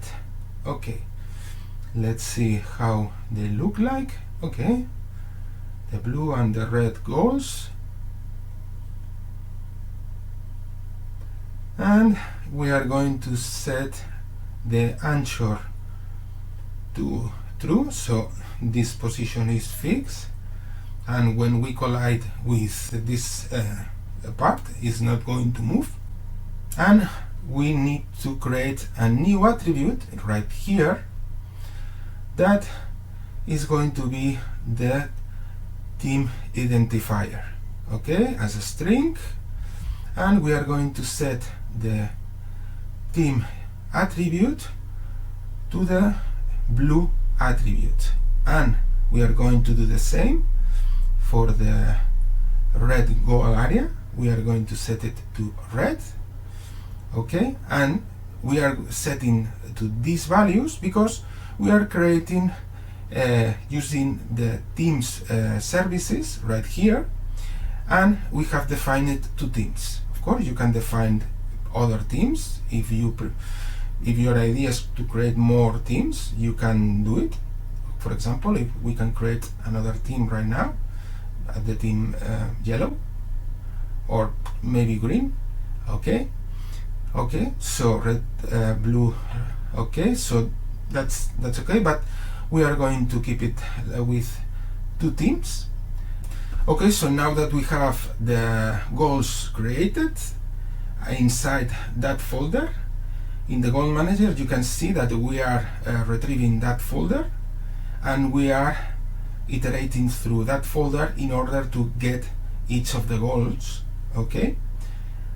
And if we now play test in single player, we can score a goal. So let's pick the ball, okay, so we are going to move our player, grab the ball and collide with the blue area, and as you can see here, there is this debug message that is telling that the goal has been scored, okay. So this is the message that we get when there is a detection in the goal area. So let's test it in multiplayer mode. Okay, with the two players running, let's start the match, and we are going to take control of the blue player, and we are going to score a goal with him. Okay, just observe in the debug console in here, because there we will receive the message about scoring a new goal with the blue team. So there you can see that the message has been displayed here, so the blue team has scored a goal, and we can do the same for the red team. Okay, there the red team has scored a new goal, and we can repeat the process as many times as we want. Okay, so that's the end of this exercise. So what we are going to do now is just to download a copy of the Roblox project in our assets folder, okay, and we are going to commit the progress that we have done in this exercise. Here we have the changes, and we are going to stage all the changes and provide a good description, so any other team member that has to work with the repository knows exactly what has been done in this commit. Once we got the right description for the commit, we proceed to commit and push, and we got a new entry in our history describing what we have done. Okay, so that is going to be for this exercise. So let's move forward. Let's start with the exercise 5. We are going to refactor the code that manages the screens to have a more clean and scalable architecture. Okay, first you are going to try to understand how the script client's screens work in order to get the reference to the screens used in the game. Okay, so for each screen you are going to create a new class, and that new class is going to manage that that screen. Okay, and you are going to create a new folder in source client controllers. The new folder will be named screens, and in this folder you are going to create these different classes, and each class is going to handle just one screen: the menu screen, the loading screen, the game screen, and the game over screen. And of course you will have to update the client's screen to consider that we are going to need to create instances of these screens. Finally, you will test in Roblox Studio that the refactoring process hasn't broken anything. And finally, we will download a copy of the Roblox project, update assets folder, commit and push. Let's go with the step-by-step challenge. So the first step is try to understand the script client's screens.lua in order to understand how it works before refactoring. So as you can see, each screen is being initialized in these different sections.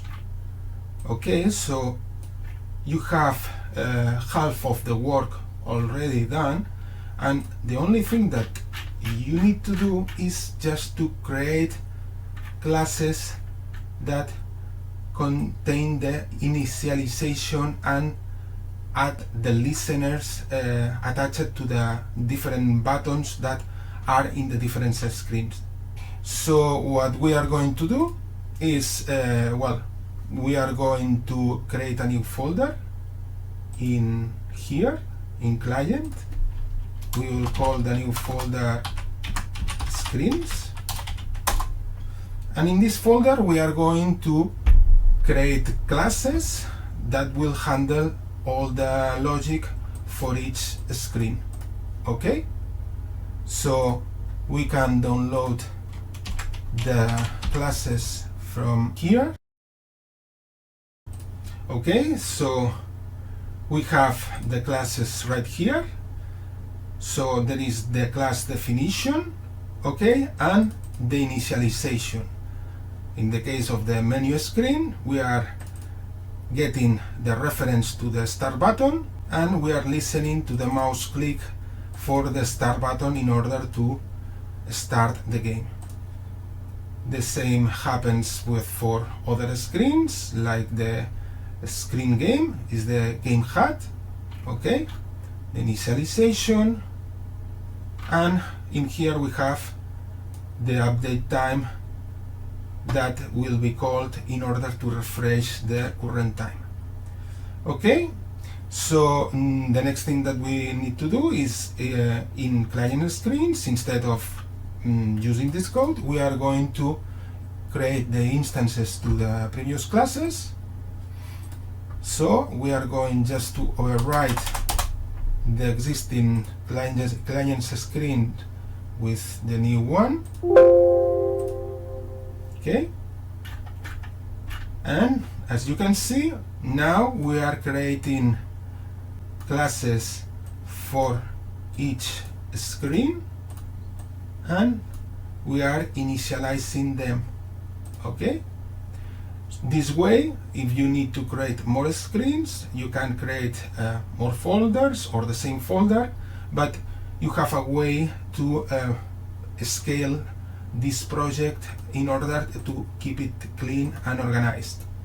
Finally, go back to Roblox Studio and just check that all the changes that we have done still work. So just play.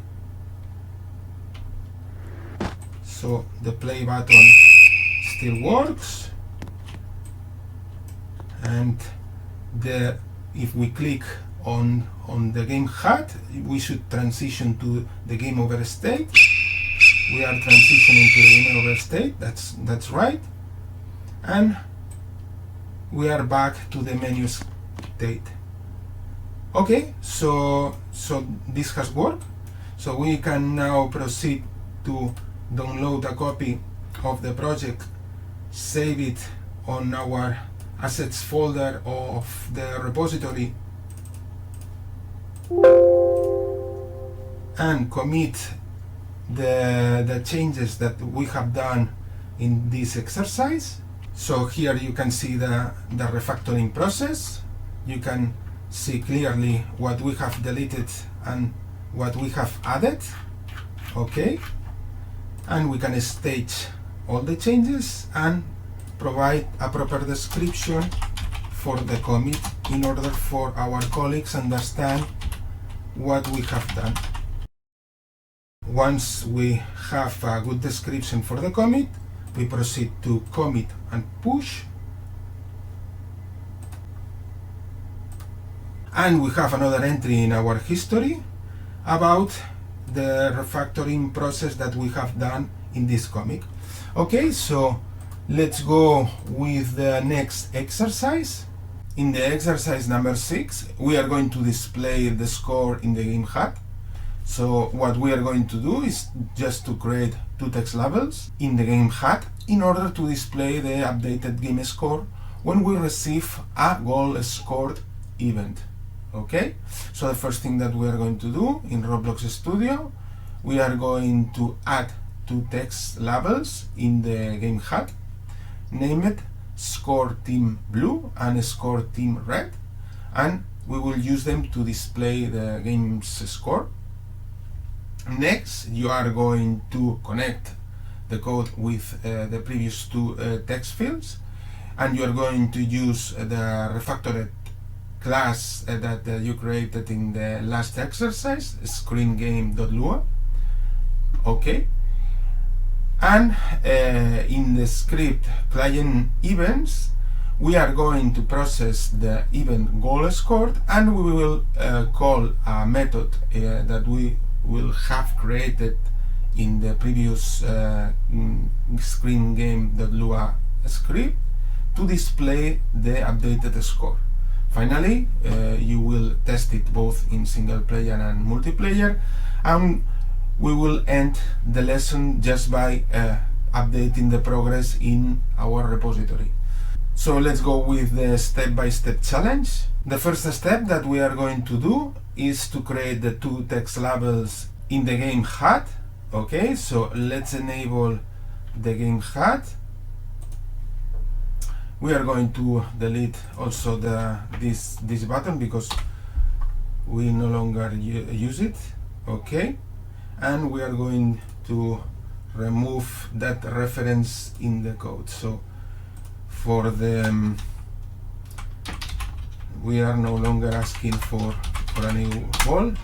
Okay, and we are going to create in the game HUD inside the button 2 text labels. Okay, and we are going to create a score team blue. We are going to place it right here, and we are going to duplicate to create a score team red. Okay, we can change the font to maybe to use the same font that we are using with the time, and make a little bit bigger the labels. Okay. Okay, so with the 2 labels in place, we are going to connect with them in the code. So in the script screengame.lua, we are going to reference to that 2 text fields. So in the initialization, we are going to connect with the two text fields. Okay. And we are going to create a new function in order to update the value of both text fields. Okay. So next we are going to listen for the event goal scored, and we will call this method in order to update the score. So we are going to listen for that event in the client events. Okay, so in here we are going to listen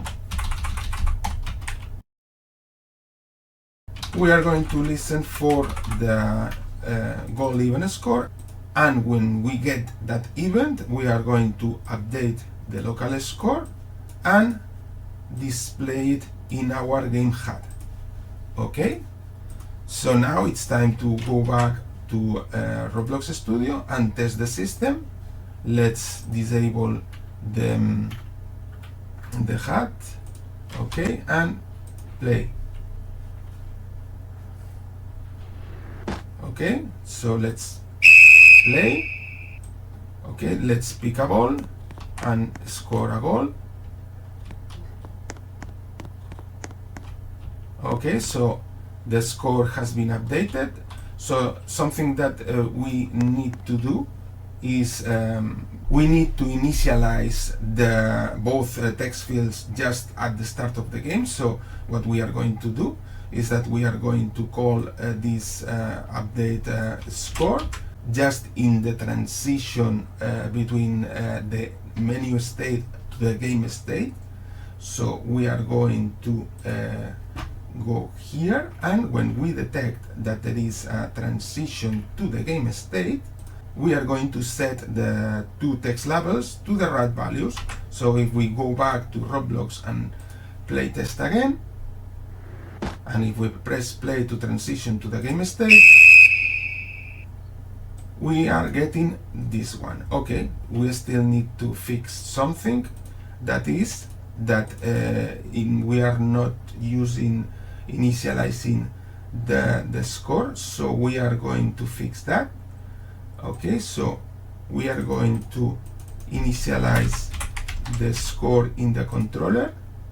So in here we are going to initialize the score to 0. Okay, the score red to 0 and the score blue to 0. And with this one, when we transition for the first time from the menu state to the game state, we get the right values. And now we can pick a ball and score with the red player. Okay, let's test it in multiplayer. Okay, so we have the two sessions running, so let's start. Okay, so we have 0-0, and let's score with the blue team. Okay, as you can see, in both clients, the blue team score has changed. Let's do now the same, but with the red team.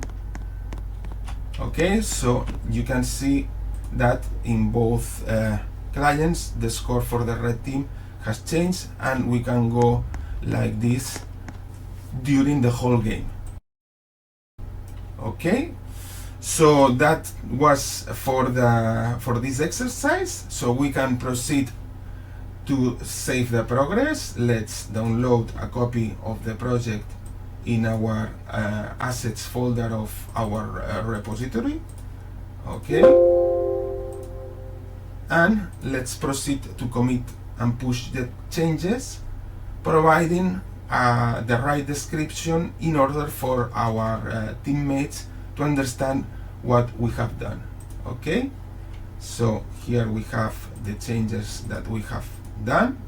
That's good. Let's stage them all. Let's describe the commit. Okay, so we have a good description. Let's commit and push the changes. Okay, so we have a new entry in the history, and we can see the changes that have been done with this commit. Okay, so let's continue with the next exercise. In the exercise number 7, we are going to play a sound when the player scores a goal. Okay, so when the goal event has been triggered, we will play a congratulations effect sound in all the clients. Okay, so the first thing that we need to do is that in the script constants.lua we are going to create a new sound constant, sound player score. Next, in Roblox Studio we are going to add a new sound in replicated storage folder audio with the name soundfx goal. Then in the client events.lua, when we receive the event goal scored, we will play that new sound. Finally, we will test in Roblox Studio, both in single player and multiplayer, and we will end the exercise by committing and pushing all the progress. Okay, so let's start with the step-by-step challenge. So we will start by creating a new constant in constants.lua script. Okay, and this new constant is contained in the enumeration sounds. Okay, so in the enumeration sounds we are going to add a new entry, and this new entry will point to the resource in Roblox Studio. Okay, so now back in Roblox Studio we are going to add the new sound. So we are going to add the new sound in replicated storage in the folder audio. So in here we are going to search for the sound, and we are going to name it sound fx goal. Okay, in order to add a new sound we can go to the asset manager, to the section audio, and in here we can upload the sound we want. Okay, so we are going to select this sound. We are going to confirm that we can use this sound. Okay, and we can use this sound. We can copy the ID of this sound, and we go here and we paste the ID right here, and we are able to use this sound. Okay, so this will be the sound that we are going to play when we score a goal. So let's go and find the place where we should play this sound, that is on client events when we receive the goal scored event. So in here we are going to play the sound.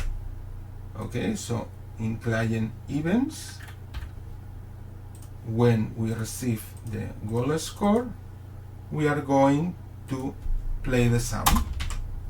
Okay, so let's save the progress, and now we are ready to test the feature. Let's play it in single player. Let's score. Okay, so the sound is properly playing. So let's test in multiplayer.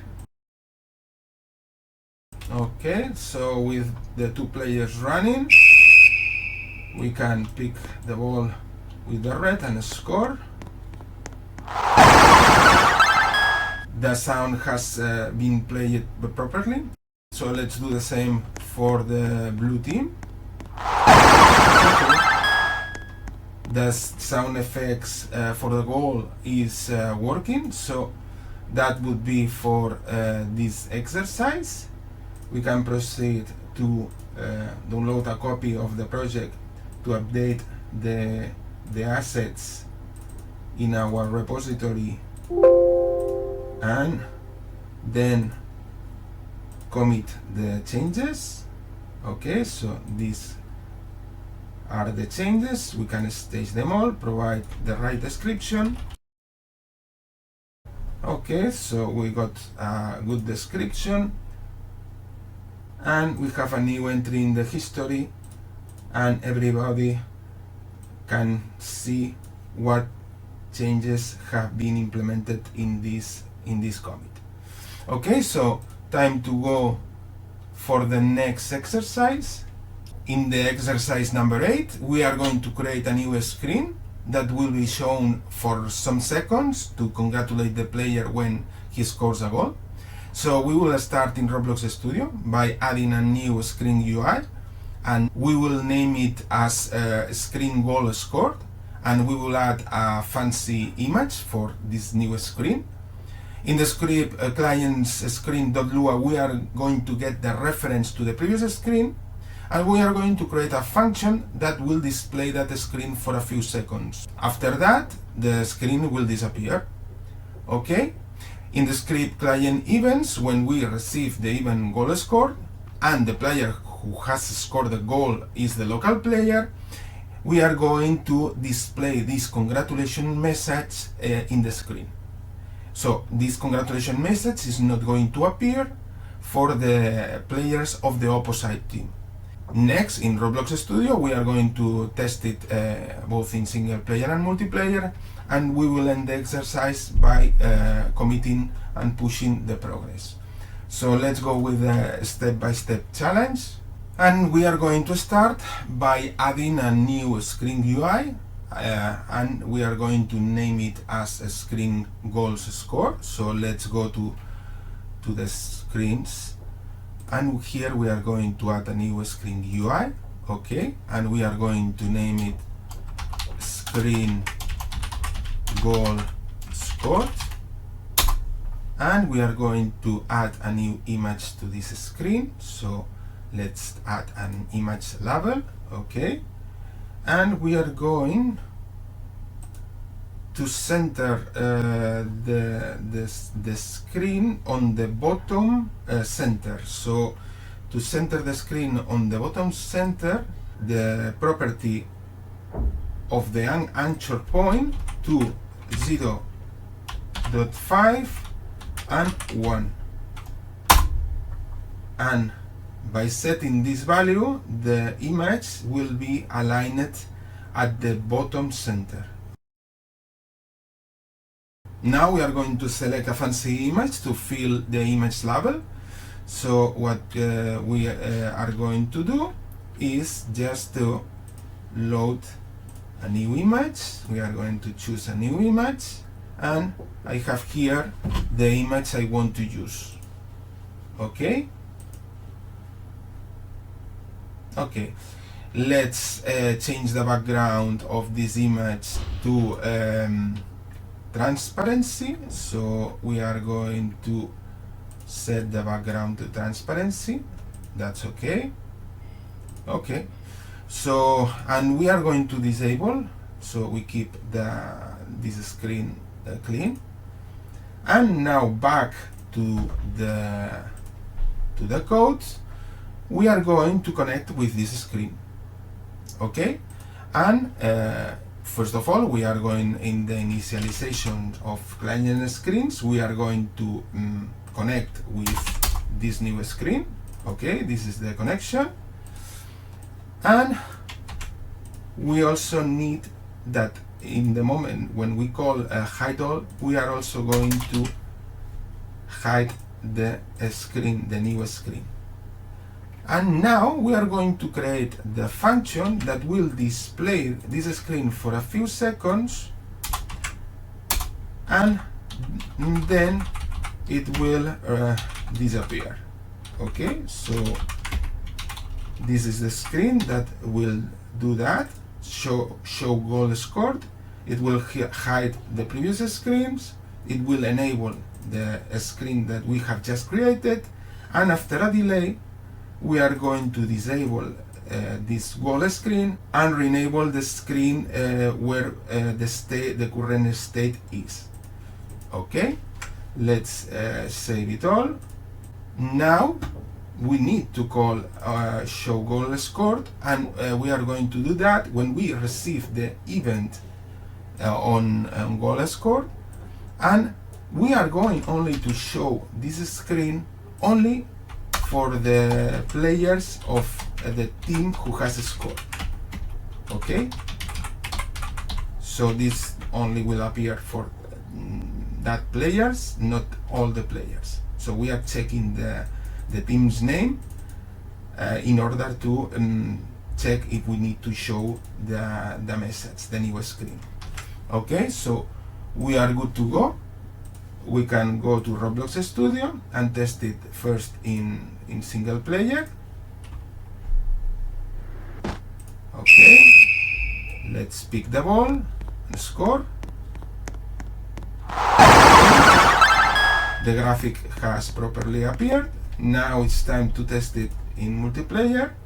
I recommend you to test it with 4 instances so you can see more clearly that the image is being only displayed in the right team. Okay, so let's start the game and let's score with the blue player. Okay, as you can see, the goal message has appeared only for the blue player, but not in the red player. Let's do the same for the red team. Let's score. And the goal has appeared for the players of the red team, but not for the players of the blue team. Okay, so this is for this exercise. We can proceed to download a copy in our assets folder of our repository and provide a good description for the changes that we have done. Okay, so let's stage all the changes and provide a good description. Okay, once we have a good description, we can commit, and we have a new entry in our history showing the changes that we have done. Okay, so that's for this exercise. So let's move forward. Let's start with the exercise 9. In this exercise, we are going to teleport the players to a collection of initial positions when we are transitioning to the game state. In order to do that, we are going to start in Roblox Studio. And in the workspace, we are going to create 2 folders. Name it Spawn Players Blue and Spawn Players Red. We are going to place several parts in each folder where you want the players of each team to respawn when we are transitioning to the game state. In the script client actions.lua, we are going to reference the collection of the previous parts in order to use them to position the players. Next, we are going to create a new event that the server will use to tell the clients what position in the field are going to be teleported at the start of the match. So, in the script constants.lua, we are going to add a new event, name it spawn position. Next, in the script server state, we will assign a position to respawn to each player. We will send that position through the previous event. Next, in the client events script, we are going to listen to that event and teleport the player to the position sent by parameter. Finally, in Roblox Studio, we are going to test both single player and multiplayer, and we will end the exercise by committing our progress. So let's go with step by step. So let's start by creating 2 folders in workspace. We will create the folders spawn players blue and spawn players red, and inside each folder we are going to create several parts. Okay, so let's create the part. Let's create a part for the center. Okay, so yes, this is the center of the field. Okay, let's adjust the goal areas so they are centered in relationship with the center of the field. Okay, and we are going to create another part that will represent the center. So we are going to make this part center field, and we are going to put it outside the folder, just at the level of the workspace. And we are going to create another part right now, right here, and we have now the center of the field as the reference position. Okay, so this is going to be a spawn point for the red team, so it's going to be in this side. Okay, and we can name it spawn red, and we are going to change the color of the spawning position to the red color. Okay, now we are going to create multiple instances and move it so this will be the initial positions where the players of the red team are going to spawn at the start of the game. Let's create 6 parts. Okay, and we are going to set the anchor to fix it, because we don't want, in fact we will be disabling the rendering of these objects, because they shouldn't be visible in the game field. We only need the positions. Okay, but for the moment we are going to keep the visibility. We are going to adjust them to the floor. Okay, so let's move it to the floor position, and also let's move the goals also to the floor position.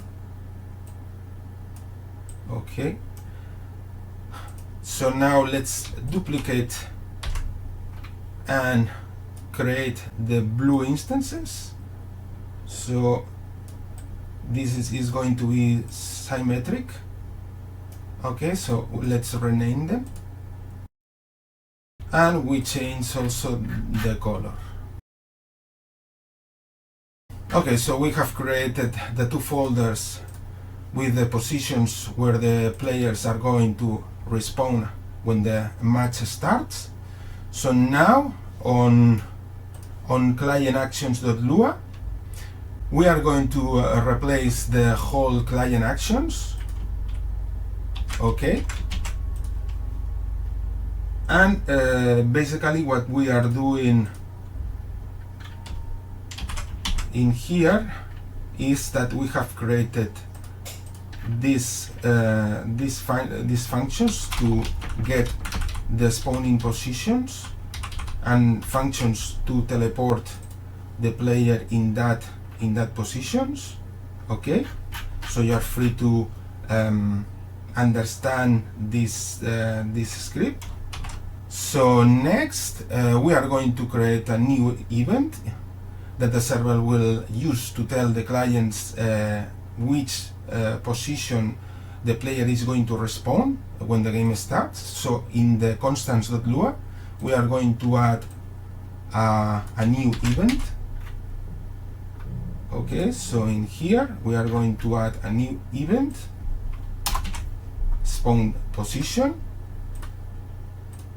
and we are going to send this event in the server to the client in order to tell the players where they should start. So the server, when we are transitioning to the game state, so right here.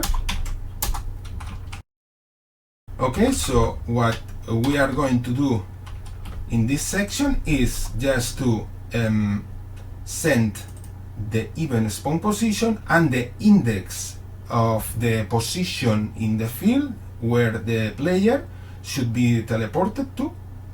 Okay, so let's save the progress, and now we need to listen in the client this event, so in order to teleport the player to the provided index. So when we receive the event from the server, we are going to listen, and we are going to teleport the player to the index of the responding position. So now it's time to save everything and test it in Roblox. Okay. Okay. So if we press play, as you can see, we have been teleported to this position. Okay.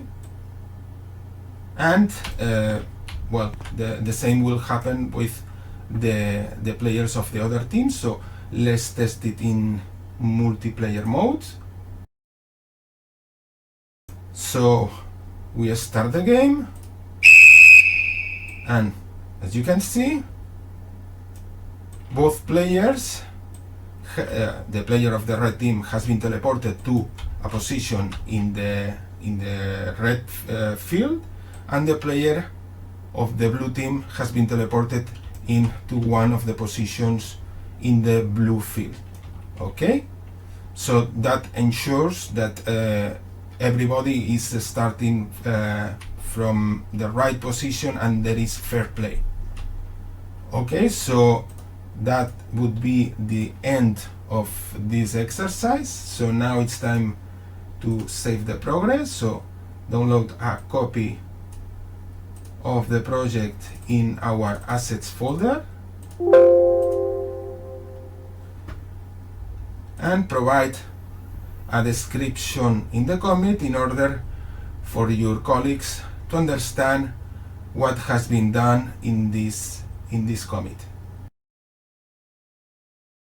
So once you have a proper description, commit and push, and a new entry has appeared in the history that describes what it has been done. Okay, so let's go with the last exercise of this session. In the exercise number 10, we are going to manage the players who are going to join during an ongoing match, and we need to place them outside the field in order for them to not interfere with an ongoing game. And also, when the game is over, all the players, the ones that were playing and the ones that are outside the field, should enter in the field to start a new game, considering everyone. Okay, so the first thing that we are going to do in Roblox Studio, in the workspace, first we will create invisible boundaries to prevent both the players and the ball to exit the area. And next we are going to create visible boundaries that allow the late joiners to watch the ongoing game outside the field. Next, in the script constants.lua, we are going to create two positions, one for the center of the field and the other outside the field.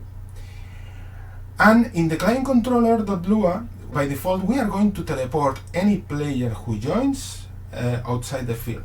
Next, in the script client events, when we are evaluating the event response state, if the response state we receive that the game is in the game state, we will prevent a new player from entering the field because there is an ongoing game. Next, in the server events, when we are replying to the new connected client with the event response state, we are going to include the information about the current score. With all these changes, we need to test it in multiplayer in order to check how a late joiner stays outside the field. The second part of the exercise is that when the game is over, we need to teleport everyone back to the field, including the players who joined it later. So we are going to create a new event called teleport inside field. This event is going to be dispatched in the server state.lua when we are entering back from game over to the menu state. And in the client events.lua, we will listen for the previous event to teleport the players inside the game field.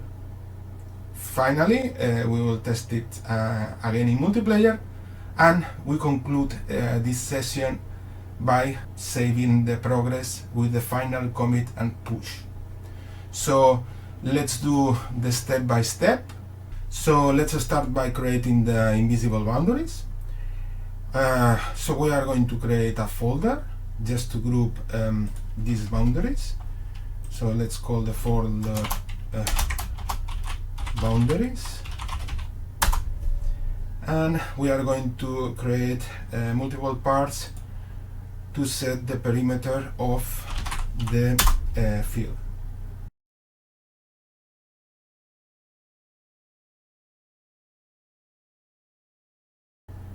Okay, so once we have the walls, we have to make sure that all of them are anchored.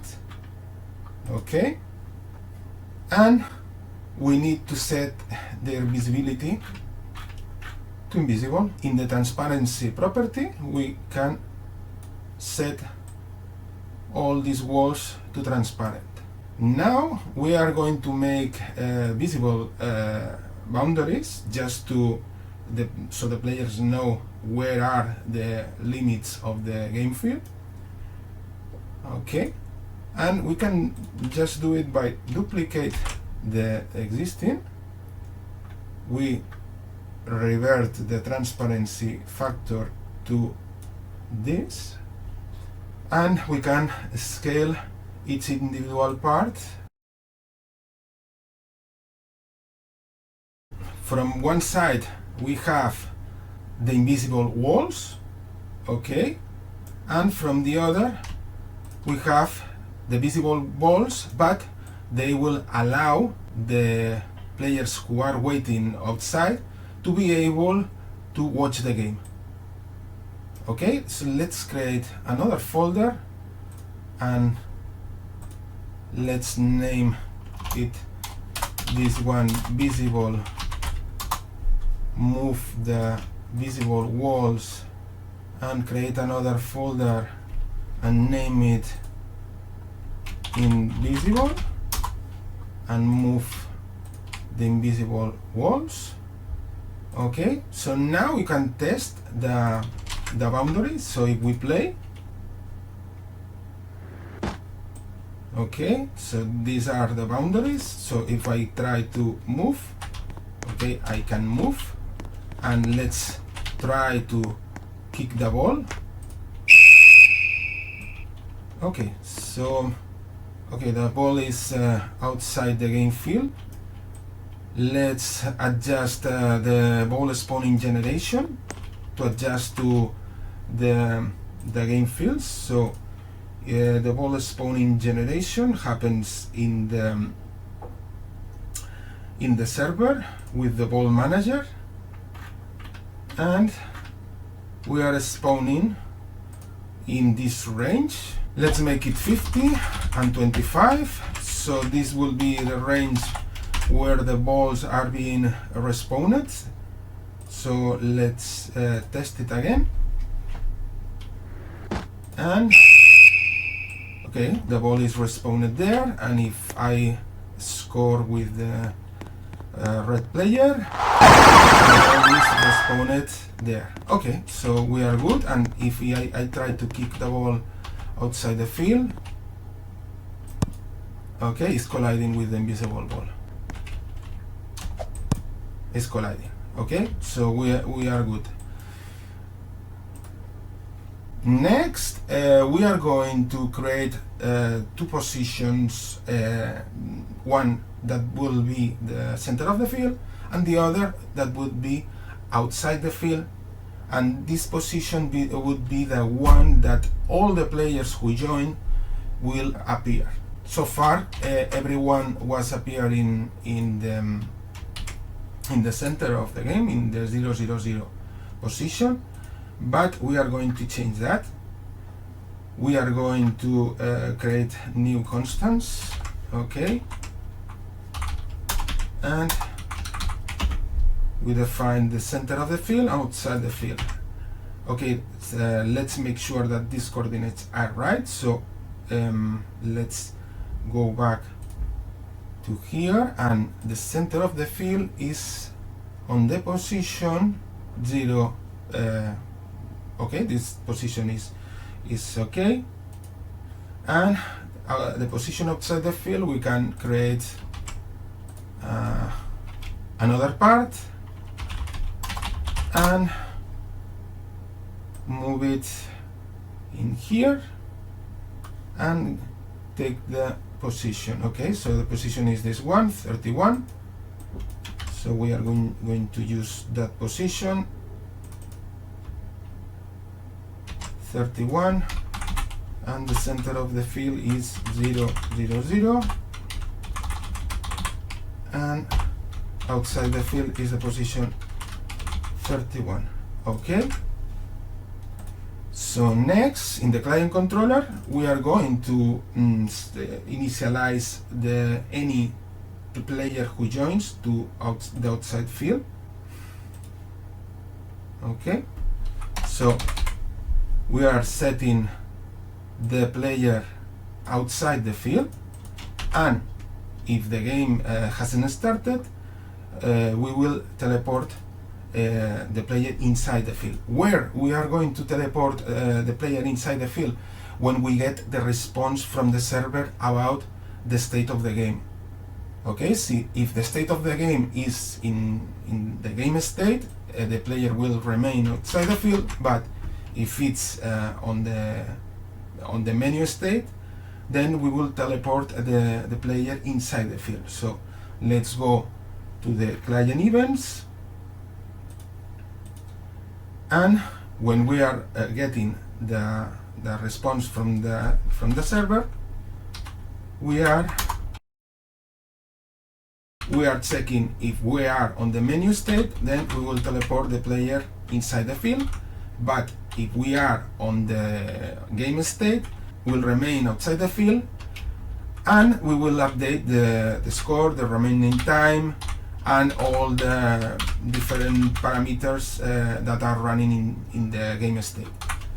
Okay, next we need to extend some of the functionality that we already have in the server. So in server events, we are going to provide information about the current score. So we will get the score for the red and blue team.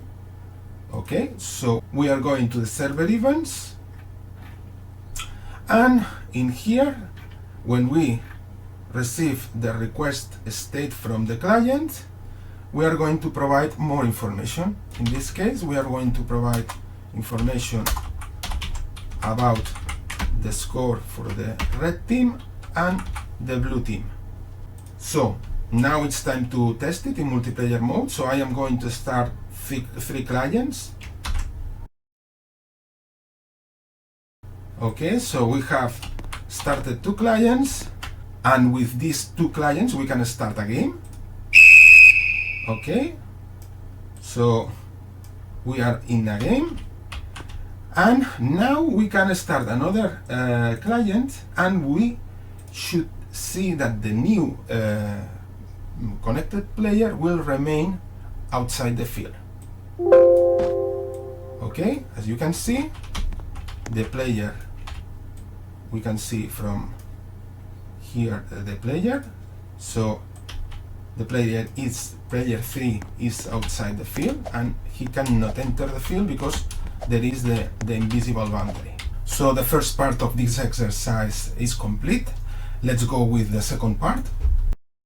And in the second part, we are going to make sure that when the game is over, all the players, including the ones that are outside, get to be teleported back inside the field, so they are considered for the new game. Okay, so in order to do that, we are going to create a new event. teleport inside field. So let's go to constants.lua, and in the events we are going to create the new event, teleport inside field.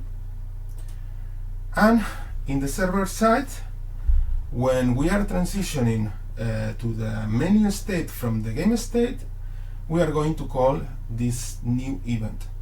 Okay, so we can use it in the reload menu. So let's go to the server state, and in the reload menu, in here we can dispatch the event in order to tell all the clients to go inside the field. Of course, we need to listen in the clients for this event in order to proceed and teleport inside the field. Okay, so to do that, we are going to listen in the clients for this event, in the client events, and when we receive the new event, we are going to teleport into a random position inside the field.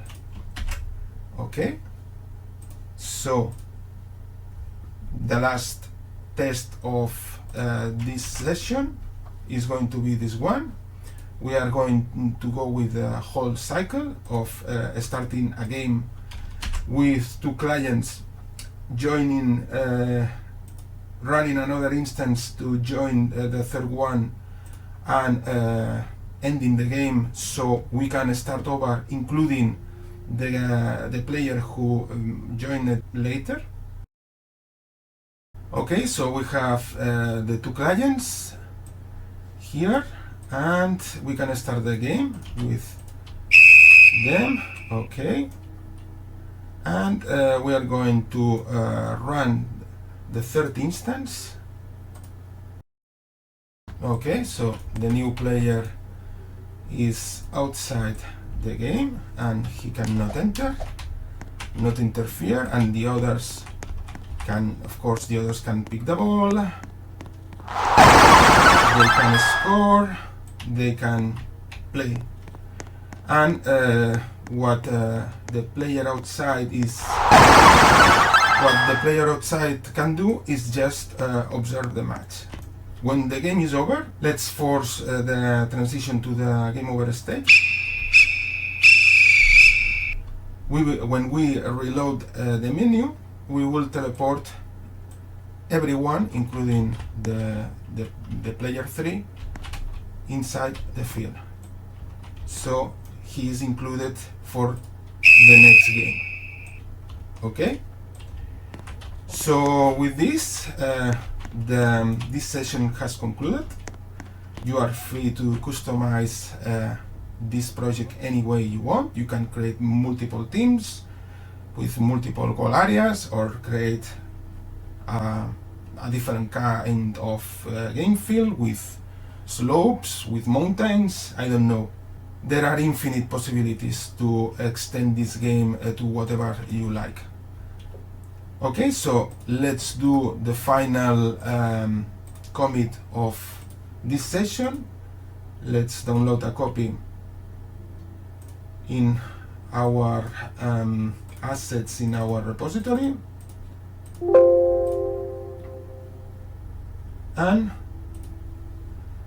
let's provide a satisfying description. And with a good, nice description, we can proceed with the last commit. And we have it here, the new entry in the history of commits, describing the changes that we have done for the last exercise. So we have completed this session. So now you can work professionally with VS Code instead of Roblox Studio when coding.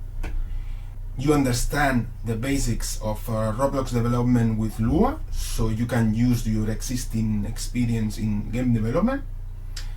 You can use this initial code architecture as a base for any new project, and You can also use AI to help you out to overcome any new language syntax.